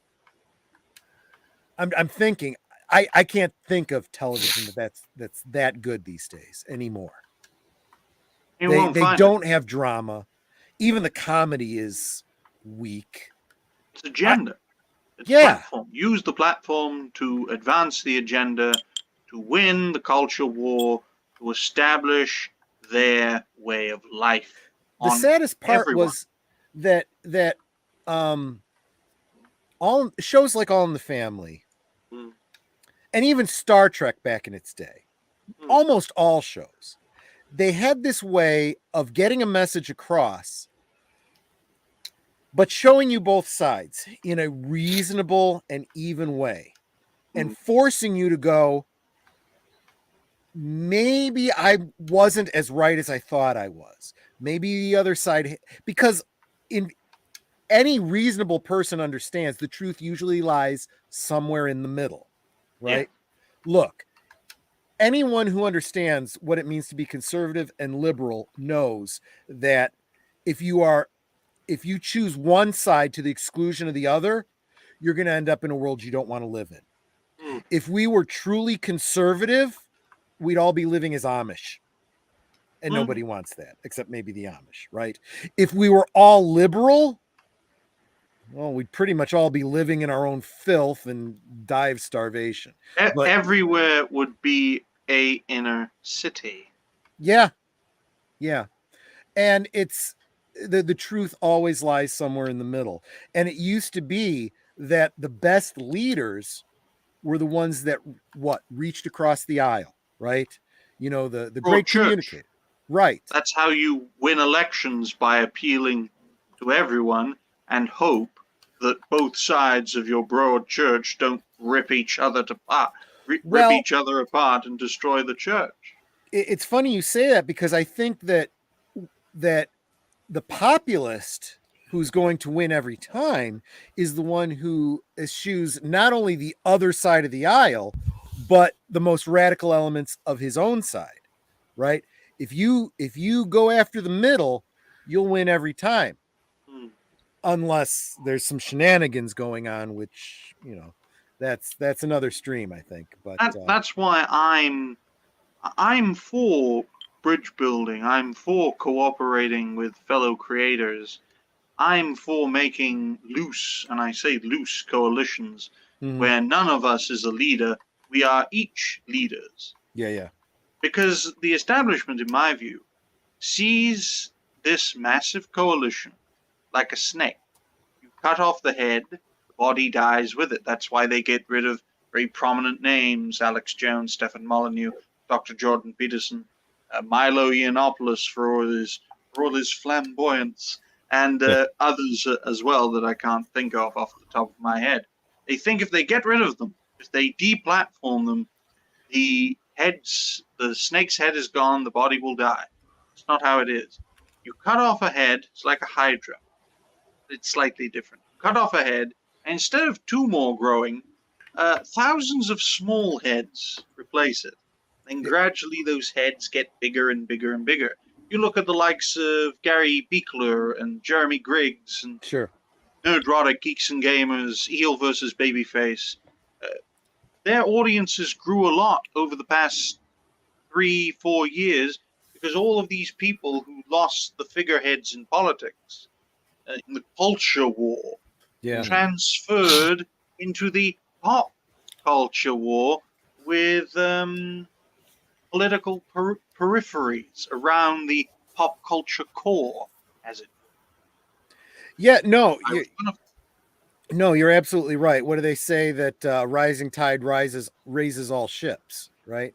Deej, going back to the TV for a moment, points out Maude, Good Times, The Jeffersons, Checking In, Archie Bunker's Place, Gloria. I forgot about Gloria, and Hauser were all spin-offs from All in the Family, which of course, as I said, is a remake of Till Death Do Us Part. Yeah. So think about that. A lot of TV came out of that. And that was, that whole idea of a shared universe goes back to the 60s and the 70s on TV, with all the different spin-offs and whatnot. But yeah, no, absolutely. Yeah, it's a crazy mixed up world, but I think that if we understand where we came from, we'll understand where we're going. And that's exactly what the enemy is trying to prevent. They don't want you to remember history because they don't want you to see where they're trying to lead you. You look at the United States, you could divide the history of the United States into three. First being from the American Revolution to the Civil War, sure, 1776 to 1865. Yep. Then from the end of the Civil War to the end of the Second World War, 1865 to 1945. And then from the end of the Second World War to my ending point, which would be the election of Donald Trump, that fundamentally changed everything. I would agree. I was just going to say, I think at that point we start the fourth and then era, we're now in the fourth age of the United States, folks, in my view. 2016 to about, 2096. The eras are sort of every 80, 90 years. But this is the age, folks. The fourth age of the United States decides whether or not the U.S. is going to be continuing world power, world superpower, or whether it begins to decline and ultimately split apart or collapse like the Roman Empire did. You had the Western Roman Empire that fizzled into dust. You had the Eastern Roman Empire that turned into the Byzantines. Hopefully, America restores itself to its foundations, to the Constitution and its subsequent amendments, and continues as a world power into the 22nd century. Hopefully. Yep. I hope so. I think one of the probably biggest differences, and I've heard a lot of people actually make the comparison between the United States and the way we're going and the fall of Rome. But I think the biggest difference is that we have this instant communication. As corrupt as socialist media is, this ability to communicate the way we do kind of offsets that. And, Rome did not have that. Rome was spread out so far. Communication across that empire took months, if not years, if information ever got to the other side. So I think that that's a big thing. And I think that there is an ability for that silent majority to remain unified. We may not always be outspoken about, this, that, and the other, the way, the far right and the far left are, but we're able to stay in contact with each other and unify in our votes, in our movements, in our withholding of funds from certain things. And that brings about huge changes. A lot of what Aged Boomer and I often end up finding ourselves talking about on Sundays is how get woke, go broke is a truism. And how we see it playing out in the media. I'm sorry, you can try to push your agenda all you want. Nobody's buying it. People are spending their money, on, Maverick, not on Lightyear. It was funny because we're going to talk about it on Sunday. I think Heels Babyface was Sunday, yeah. Well, yeah, Heels Babyface was talking about this earlier about the CW network being sold for like nothing and $100 million in debt. This is so someone else the buyer could take on the debt. And I'm like, how did they get into $100 million worth of debt to begin with? Yep. And so Boomer and I were talking about this behind the scenes. And I said, well, first, the way they got there was they kept throwing all their money into these big budget superhero shows that nobody watched and nobody liked. And then they'd renew them when the ratings were in the friggin' toilet. So you weren't getting the ad revenue. You weren't getting subscription revenue. You weren't getting any revenue. and you spent yourself into oblivion. And so the other thing I was saying is, they say that this company picked it up for $0. That's not true. They picked it up for negative $100 million because they have to take on that debt. So all these people that are responding to the article on socialist media are going, "Oh, so my $3, bid could have worked." I'm like, "No, you dumbass. You couldn't afford the $100 million you would have to pick up with that. You did not read the article, did you? Or you failed to comprehend it." That is the greatest weakness of the communists, who we now call woke because they adapted after the fall of the Soviet Union. Yeah. Their weakness is economics. They can only parasite on what exists because they can't create anything new because they don't operate within a market economy. That's why they are so Margaret effective Thatcher's in quote on that? She said something like, the problem with socialism or the problem with communism is you eventually run out of other people's money. Something like that. I'm paraphrasing, I'm sure. We're dealing with people, folks, who are driven solely by ideology, not by money. Although you've got the oligarchs who make lots of money and have nice, cushy apartments and houses and cars and so forth, the people who truly believe in it will stop at nothing until everything is under their rule, or they will die trying. Look at the Summer of Love. Look at how much damage was caused. Look how many Soros. people. Look at how many people suffered and died. These people. Hey, Blue Wrenches! I just said something that's going to cause the bots to start showing up. So keep an eye for me, would you? We're dealing with an ideology, folks, that killed 100 million people in the 20th century. Yep. Although they have adapted, although they have weaponized victimhood in a different way, instead of class, it's now race and gender and sexuality. It used to be whatever class. They can use to divide us. Exactly. But they are completely merciless. They are without mercy. And in my view, we should treat them seriously, and we should understand they have infiltrated everything within the establishment: government, education, mainstream entertainment, the media. They are everywhere. McCarthy was more than right, folks. Yep. They were fucking everywhere, even in the 50s. Never mind today. So keep your guard up, folks, especially you Americans.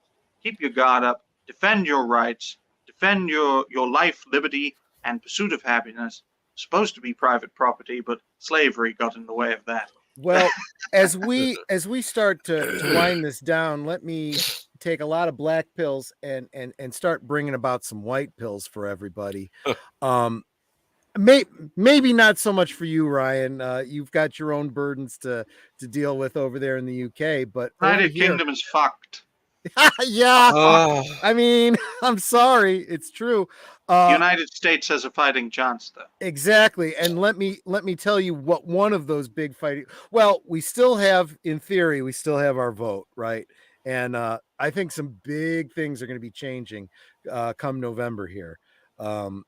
There's going to be a huge red wave, and if some shenanigans happen, you're going to see some real 1776 type bullshit happening. An autumn of blood. Yeah. But who remembers from their Schoolhouse Rock that the government is a 3-ring circus, right? And the division of powers. We have the executive branch who enforces the law. We have the legislature, which makes the laws, and we have the Supreme Court, the judiciary, that interprets the law. And the highest law in the land is the U.S. Constitution. And so we've had 4 big cases that have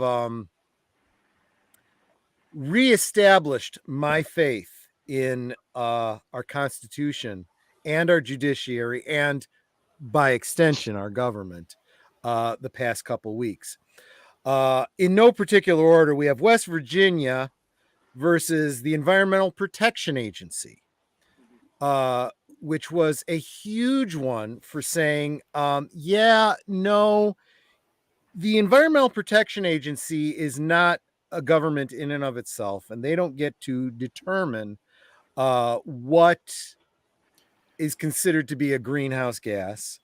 If the legislature wants to decide to regulate carbon, they can do it, but the EPA cannot do that. Yeah, every one of these victories, folks, I just want to narrow it down. Every one of these victories is a victory for states' rights. None of these victories would ever be possible in the United Kingdom because everything is decided in Westminster. Abortion, environmental policy is all decided in London. Yep, you're absolutely right. But it goes farther than that, actually, because a decision like this, West Virginia versus the EPA, this does not just apply to that one case. It kind of applies to all of the 3-letter agencies. Watch for this to have an impact on things like the ATF and many other three-letter agencies. A lot of people in the gun rights lobby are looking at this saying, yeah, ATF doesn't get to make up the rules, just like Environmental Protection Agency doesn't get to make up the rules.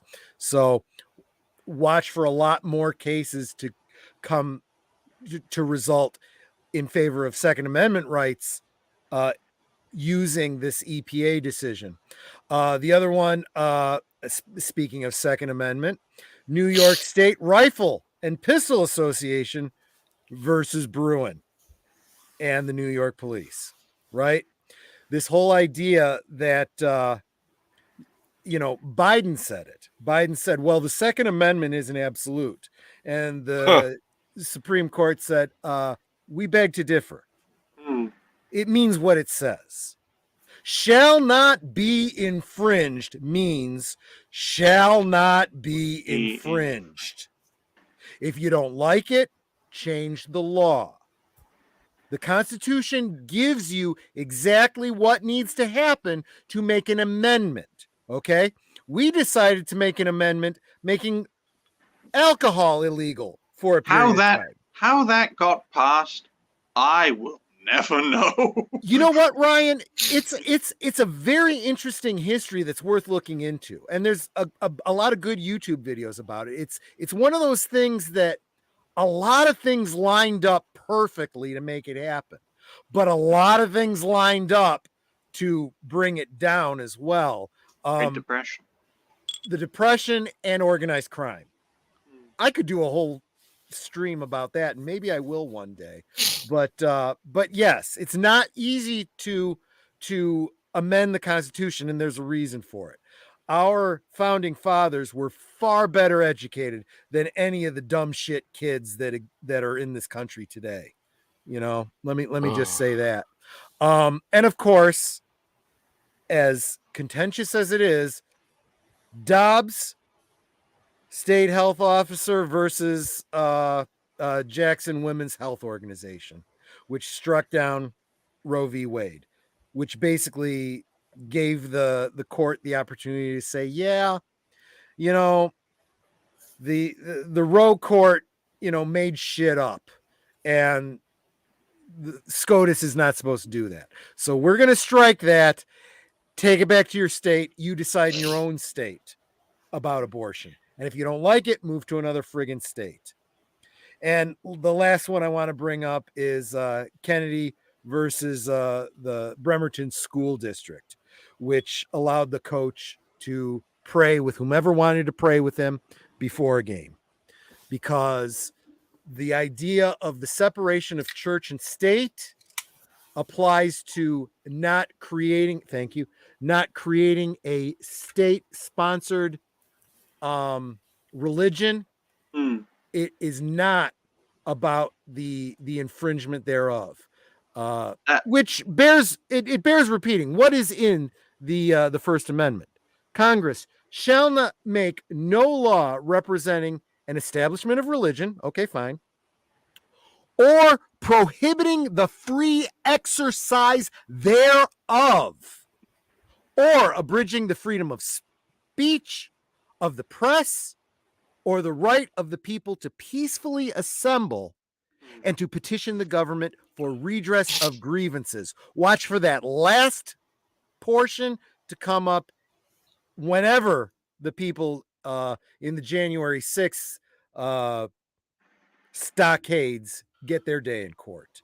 But The yeah, reason the right to, or the reason that the church is separated from state, folks, is because during the Reformation in Europe, yep, when the Protestants broke away from the Catholics, there was war after war in Europe for decades over who religion. controls the religious format of respective kingdoms. Between the Catholics and the Protestants, an alliance between one faction and another fighting each other. So it was decided ultimately and thankfully that the role of the church should be separated from the role of the state, so that church power could not be used as a means of suppressing those who did not have power, and to ensure that the power of the church could never, ever be used in the same capacity to wage those, in a sense, religious civil wars between alliances. Yeah. Because the Catholic Church, there were problems within it. However, breaking away caused this division of power, which then caused the conflict. So the founders, whose ancestors fled that into the Americas, realized that a separation had to be made, so that the Christians could not take power to then suppress the Jews, or in the modern day, Christians, who are still a majority, I think, or maybe even atheists, take power and use that religious format to suppress all the other religions.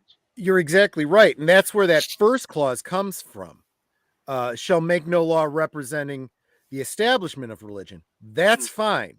But then they temper it on the other side and saying, or prohibiting the free exercise thereof. See, and that's the problem that so many people have with these amendments. They don't read the whole text. They focus in on one portion of it and they think they got it all. And it doesn't work that way. Same problem that I see on social media when people read a headline and they don't read the article, and they think they understand everything, and they don't. But the amendment prevents government from establishing this is what the only religion you can follow, but it also prevents them from saying, and you can't express your religion your own way. It's a two-part thing. So yes, a school cannot force you to pray or whatever, or be baptized or whatever the case is. But at the same time, they cannot prevent you from carrying a Bible around, having a Bible study with like-minded friends, and so forth. Both of those things are true under Amendment 1. And this case brought that up. And I more than any other decision that happened this week, I enjoyed engaging the brain dead idiots that had comments to say about this, because they would comment an article about this and say, this is leading to a theocracy. And all I would do is I would put in quotes, or prohibiting the free exercise thereof. Simple. That's all they did. They will not establish a religion. They will not prevent you from practicing your religion. You are an idiot if you think that there's anything else going on here. It's really that simple. And honestly, the same is true with the Second Amendment. Shall not be infringed is very clear. And everybody wants to focus on that whole thing that it says about the need for a regulated militia. No. Let me help you with the English language. A well-regulated militia being necessary for the security of a free state. That's one clause. It's saying we need to have a militia in order to have the security of a free state. Clause 1. Clause 2, the right of the people to keep and bear arms shall not be infringed. Okay, so if you understand how language works, you have these two clauses, you could reverse them. Okay, the right of the people to keep and bear arms shall not be infringed so that a well-regulated militia can exist because it's necessary for the security of a free state. And to stop the rise of any potential tyrannies. Although which is exactly what the opinion pointed out. You got to take it in its historic context. Although, Troy, if I were a founder in the 1780s, after the revolution was won, I would not expect in 220 or 230 years that the United States would have its military all over the world, and it would have more military personnel outside of its nation than inside of it. That does get into a separate issue, because the idea in the 1780s, the 1770s, 1780s was that the United States wouldn't have a standing army, that our militia would be that army. So now the government tries to claim, well, because we have an army now, that negates this. Yeah, that's not how the Constitution works. You create an army and that's fine, but that doesn't negate this Second Amendment. It still exists. And then you get these stupid takes like Biden comes up with, well, it's not like you could own a cannon. Yeah, you can. It's actually easier to own a cannon than it is a handgun these days. You don't actually need to go through a background check to buy a cannon. I could go buy a cannon right now if I had the space for it. You should buy a cannon. Stick it in the boot. Stick it in the trunk of your car. I knew what you meant when you said boot. But no, seriously. And really, there are not any limitations that I can think of. Can't own a battleship? That's not true either. Okay. War of 1812, they needed private citizens who owned ships to be that navy. Again, just knowing history. So yes, you absolutely could own cannons. You absolutely could own battleships, whatever the equivalent is. Okay, so then the argument is, well, that means that you can own a musket, because that's what they had back then. They didn't have semi-automatic weapons. Okay, well, that means you don't have freedom of speech on the internet. You only have freedom of speech in the town square, physically. And you only have a right to the freedom of the press, the printing press, the old-fashioned crank thing, not, this printer that prints out from my computer. Yeah. No, that's not how this works, people. And that's what these decisions all said this week. They brought up those points, and even the thing about well-regulated militia, that ship is already sailed in judicial decision. You can make that argument if you want. That just means you don't know, the judicial case law. Sorry. Well, I personally think that none of the amendments under the current political landscape, none of the amendments to the Constitution, I believe, can be changed, because no side has enough support within the Senate and within the House and within the states to make those changes. That's why our opponents, mainly on the political left, use judicial tactics to change things. Because you're absolutely right. The left will never control the Midwest unless half of California moves to the Midwest. Yeah. And that's why when you start looking at things, where people are asked, if last year you asked a random sample of people, should Roe v. Wade be overturned, they'd all say no. But if you phrased it as, do you think that some limitations on abortion are appropriate? For example, when life is viable. Oh yeah, absolutely. You gotta, if the child can be delivered and survive, then it's just murder. See, and that's the nuance that people are overlooking, and they're realizing, yeah, the states kind of need the right to kind of put those limits on. There was this idea that viability had some meaning. Well, if viability has meaning, as technology has improved and medicine has improved, viability has gotten earlier and earlier. Oh yeah, I think the record is either late in 20 weeks or early in 21 weeks. That's why in the UK it was changed. The abortion term limit was changed from 24 weeks to 21 weeks. Yeah. And it's either been proposed or it's already in, but a proposal was put in place a few years ago to change it from 21 to 18 because the scientists and the healthcare professionals at the time, a few years back, have stated that it would be possible, theoretically, to aid a premature baby at around 20 weeks. So they proposed to move it from 21 weeks to 18 weeks, that halfway point, because 36 weeks is 9 months.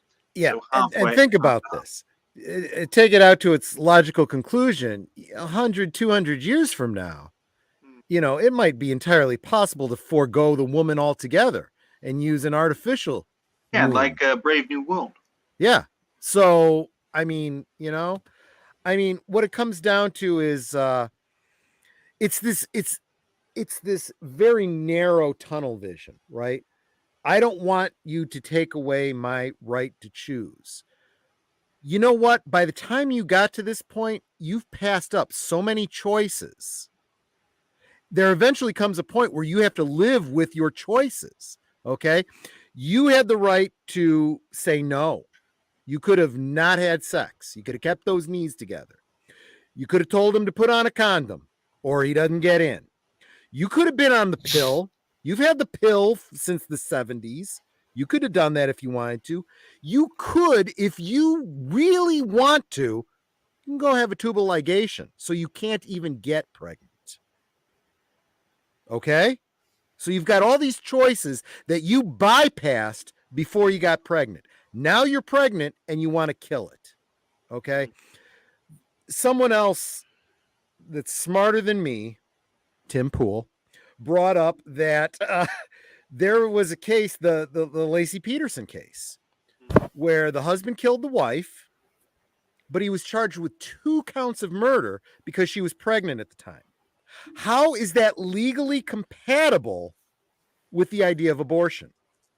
If it's murder to kill a woman and her unborn child and be charged with 2 counts of murder, then it's a murder to kill that child no matter how you look at it. You got to square this away, people. I think in the UK they call it fetal destruction. Okay.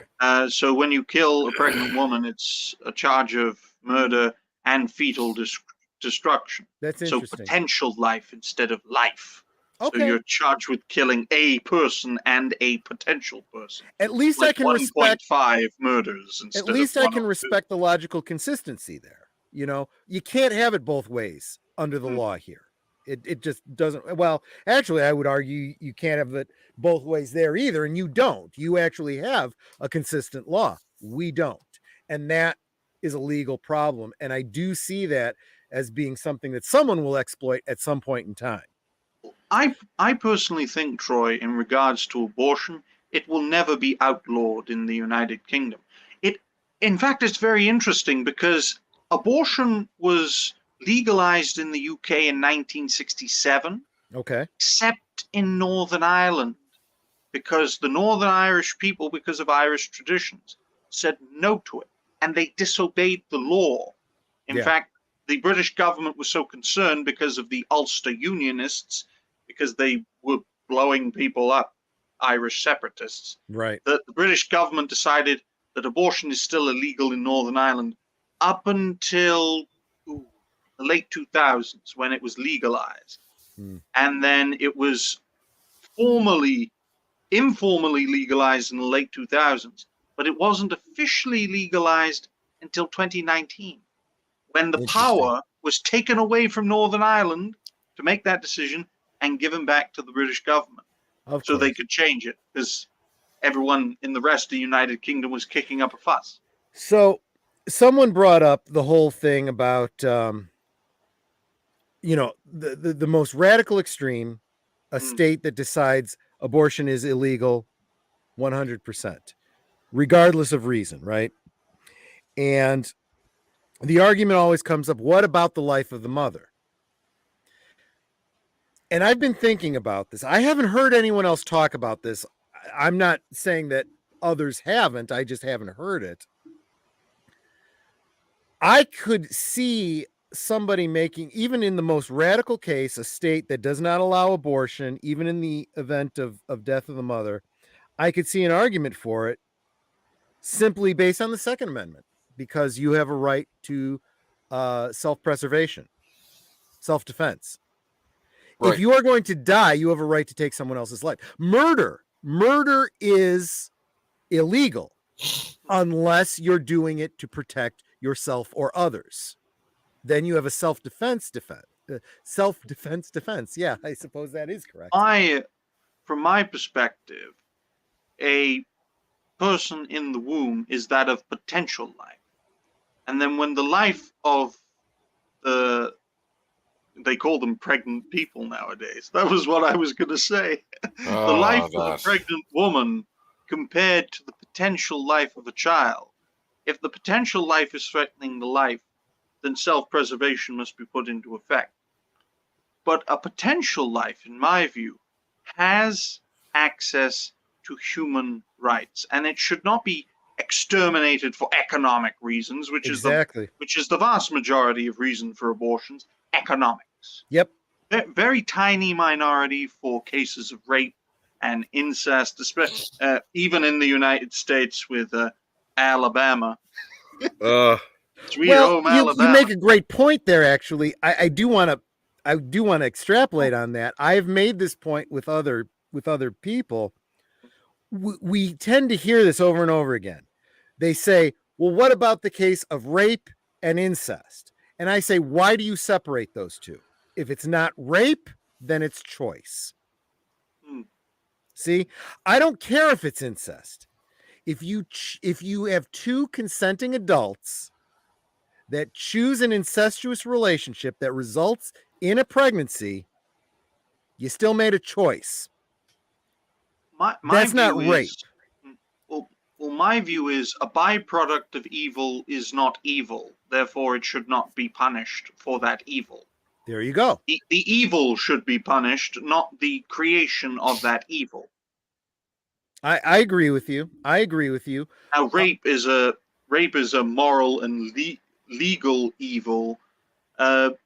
Incest is seen as a moral and legal evil as well, although not as much to that of the extent of rape, but it is still morally and legally frowned upon.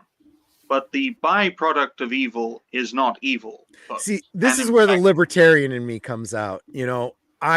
I tend to not be very judgmental. I don't judge people that choose to engage in same-sex relationships, and I would not judge somebody who chose to have a relationship with a close family member. But you have to live with the consequences of your decisions.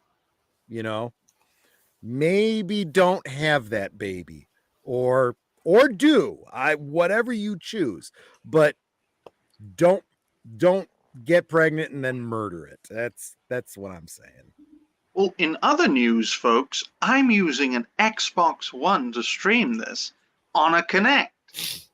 Wow. Where I'm using it to stream on Twitch. It's on a tripod. Do you want to see yourself on camera? Oh my goodness. Aged Boomer, can you translate that for me, please? Okay. Doesn't know what an Xbox One is. Well, he knows what an Xbox. I would assume you know what Xbox One. The I Kinect know it's was a gaming console. I don't know what streaming on it means. The Kinect was a peripheral. I believe it has a camera in it and also senses motion for motion-related games. Yes. I know that it kind of got phased. He's the gaming guy. I don't know this stuff. I use it as a web camera. I also use it to give commands to the Xbox, which you don't listen. You don't listen half the time. You bloody Kinect. Like with like with Alexa, right? Yeah. And I also use it to stream on Twitch. Now I found a way to get it to work because some people have problems, but I managed to get it to work. I have this 1980s Panasonic tripod, which I wanted to put a camera on it, but I didn't know the Kinect had a connection for the tripod. But now we can move about. See it my seems room. like a good camera to me. I mean, oh yeah, it cost me £22, which is about $25. You can see my setup. It's all a big mess. Look, there's the suitcase where the television is. There's there's a drawer. There's another drawer. There's a box where that light came from that holds up the laptop. You've got all these DVDs holding up with a book and holding up the light. Over there is just full of mess. So I'll just all the physical media. I love it.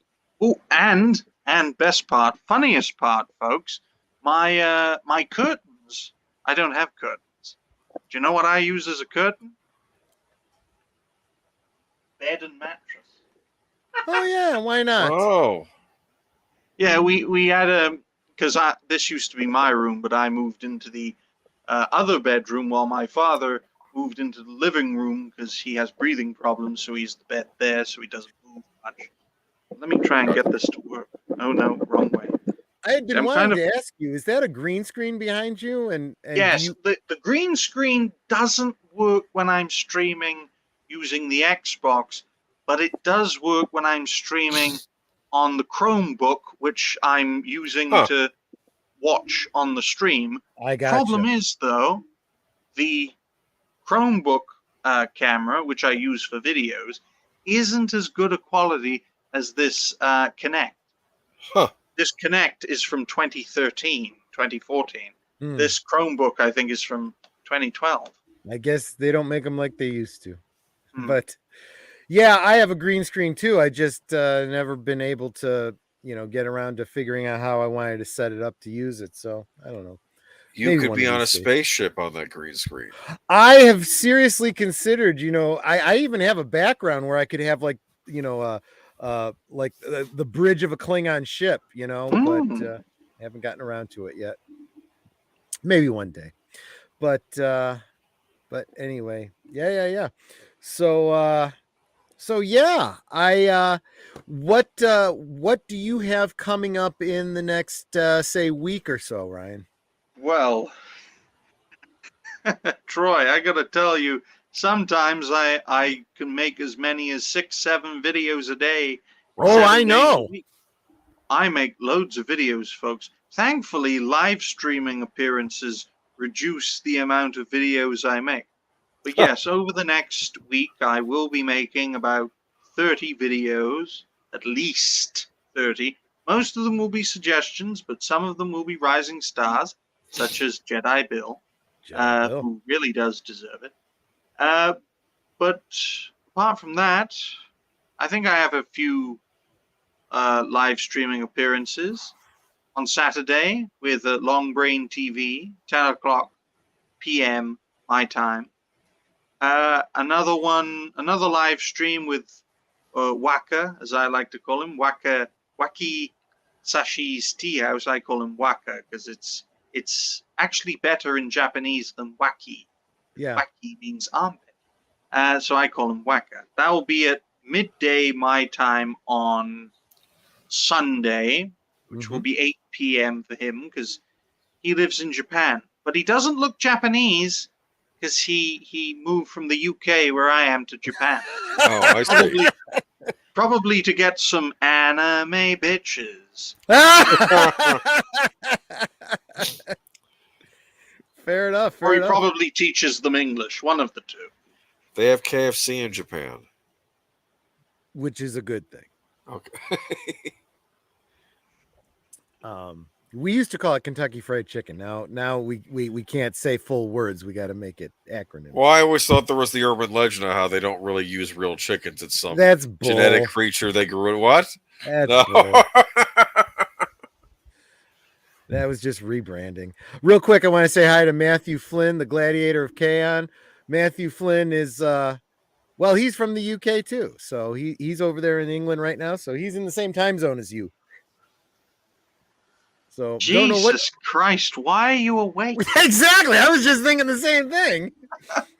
How late is it over there? Is it like It's 5:20 a.m. and Oh, he my probably goodness. just got up. That's why he just came on.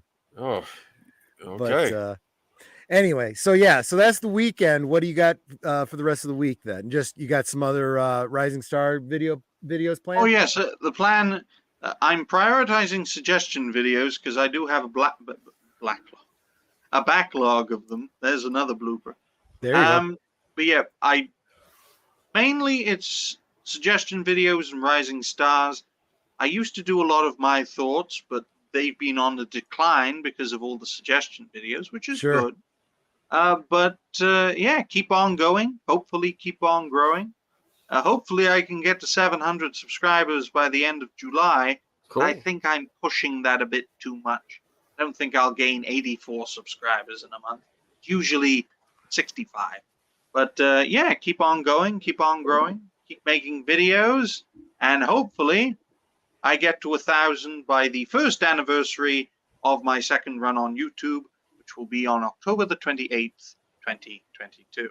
If I can do it, folks, with a budget of 0, you guys can do it too. Amen. Well, I see 7 people watching right now. If you guys could just click, on the link that's down in the description, just go over there and subscribe to them. You can check them out later. Trust me, it's good stuff. But, passives, actives, you're all welcome. Doesn't matter if you watch a video once or if you watch the videos all the time. You're all welcome. Absolutely. And I would also really recommend you, if you guys are on the Twitter tweets, follow him there too. That link's down there too. He's a very encouraging voice in the wilderness, so to speak, out there in the socialist medias.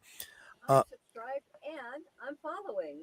And you're following. Good. Thank you so much, Netter.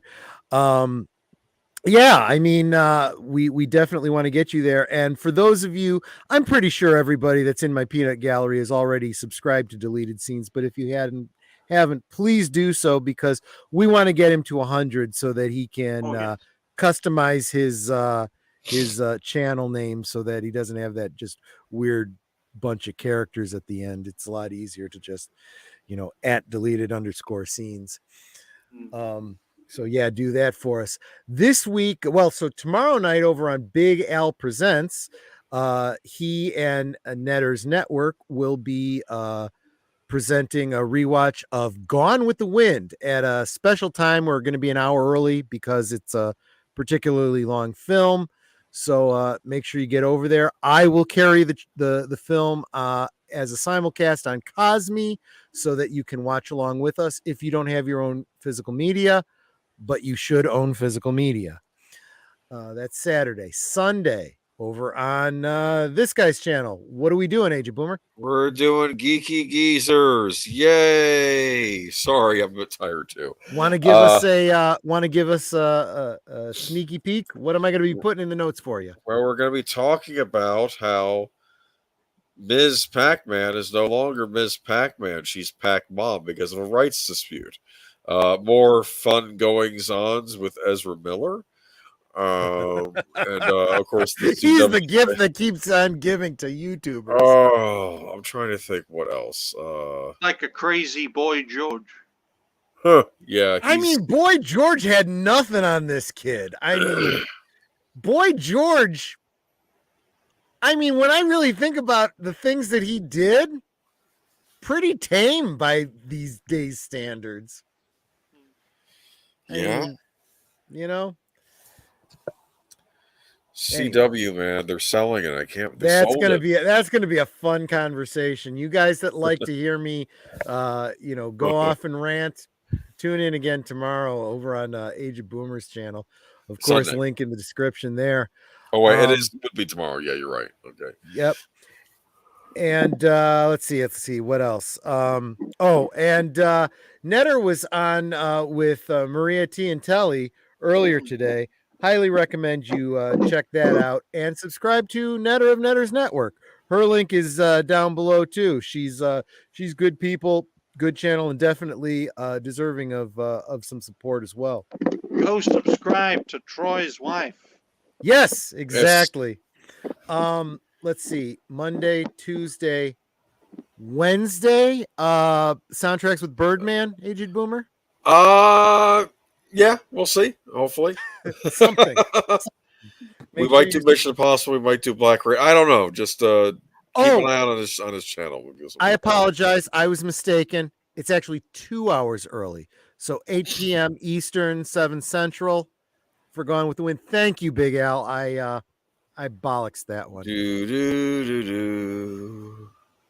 Yep, and I do give a damn. So there we go. Wednesday, Thursday, Friday. Friday, we'll be back here. Don't know what we'll be talking about. Who knows? Maybe Aged Boomer will be my special guest, and I'll interview him and find out more about his channel and what he's got planned. Oh my goodness! I'd love to come back. Yep. Oh yeah, no, yeah, we'll definitely. I mean, I don't want to make it a regular thing because I don't think your sleep schedule could handle it. Oh, excuse me, sleep schedule. Let me pronounce it correctly. Which I generally do. I don't know if that was one thing that I meant to bring up in conversation we didn't get around to.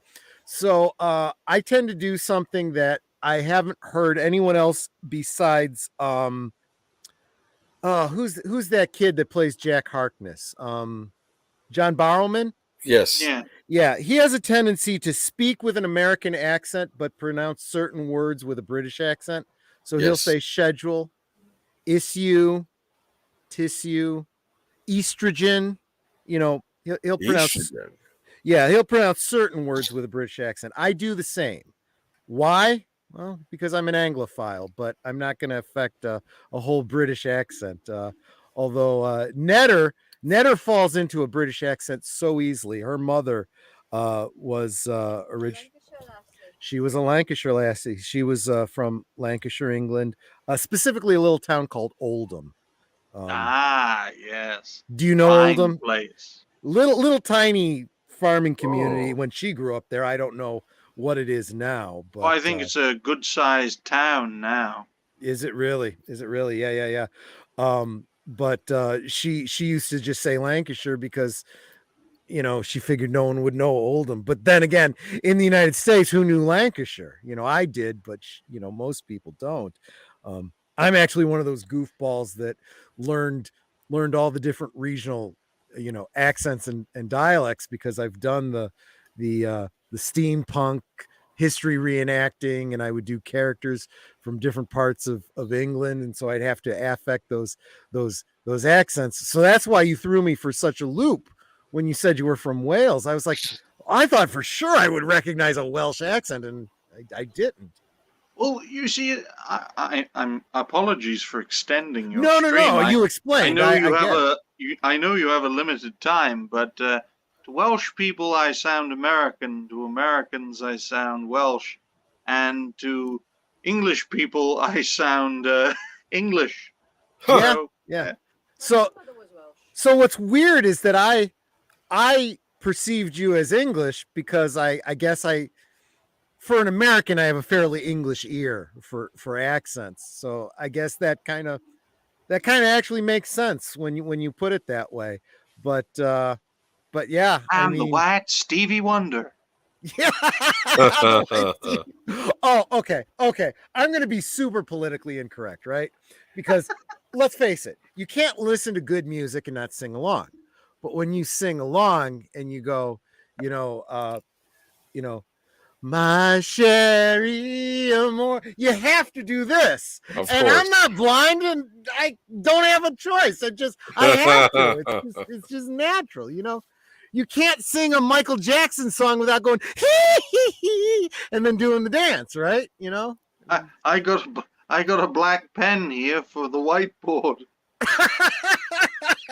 There you go. I actually did that once, Troy, not live, because I don't want to get cancelled. Right. I managed to draw half of my forehead before the damn pen was dying. Oh, wow. Thankfully, I could rub it off. But How yes, much had you had to drink that night? Nothing. I just felt like doing it. Oh, my goodness. Oh my gosh. Well, anyway, I think that's about it. Boy, I super appreciate all of you some of you have stuck around for 2.5 hours. Deleted scenes and Big Al. Well, I think Big Al might have gone away and come back, but For 30 years. Netter's stuck around for 30 years. She's due a sainthood, I think. She the fact that she hasn't smothered me in my sleep is testimony to how successful our marriage has been. I mean it, but anyway, yeah. So anyway, guys, thank you so much for hanging out with me. I super appreciate you making the sacrifice, Ryan, of staying up. Gosh, what, it's got to be more than 24 hours now. Just I've been awake since 9 since Wednesday a.m. So for about 21 hours. Oh, wow, dude, you need a nap. Yeah. Hey, the record was 39. Wow. I was 15. I did one overnight in college where I went to the university, spent the night because it was, see if you like the place, if you want to go here. I was up all night kind of partying with some people there. But then when I got home, I immediately had to go to work. So I went right to work and then Oh, wow. decided I wasn't going to go to that university because there's no way I would have survived. But anyway, guys, thanks so much. Thank you to all of you in the chat that have hung out with me. Please, and to all of you that like stop by tomorrow or the day after or whenever, see this video, please. The link is going to be there. Please go subscribe to Ryan. He's good people. This was a great conversation. I feel like I've gained some IQ points just having had a chat with him today. But anyway, that's all I wanted to say. You guys hang around. We'll say our goodbyes in the green room. And to all the rest of you, thank you so much. Take care. Have a great one. Good night, ladies. Good night, sir. Hit it, sweetheart.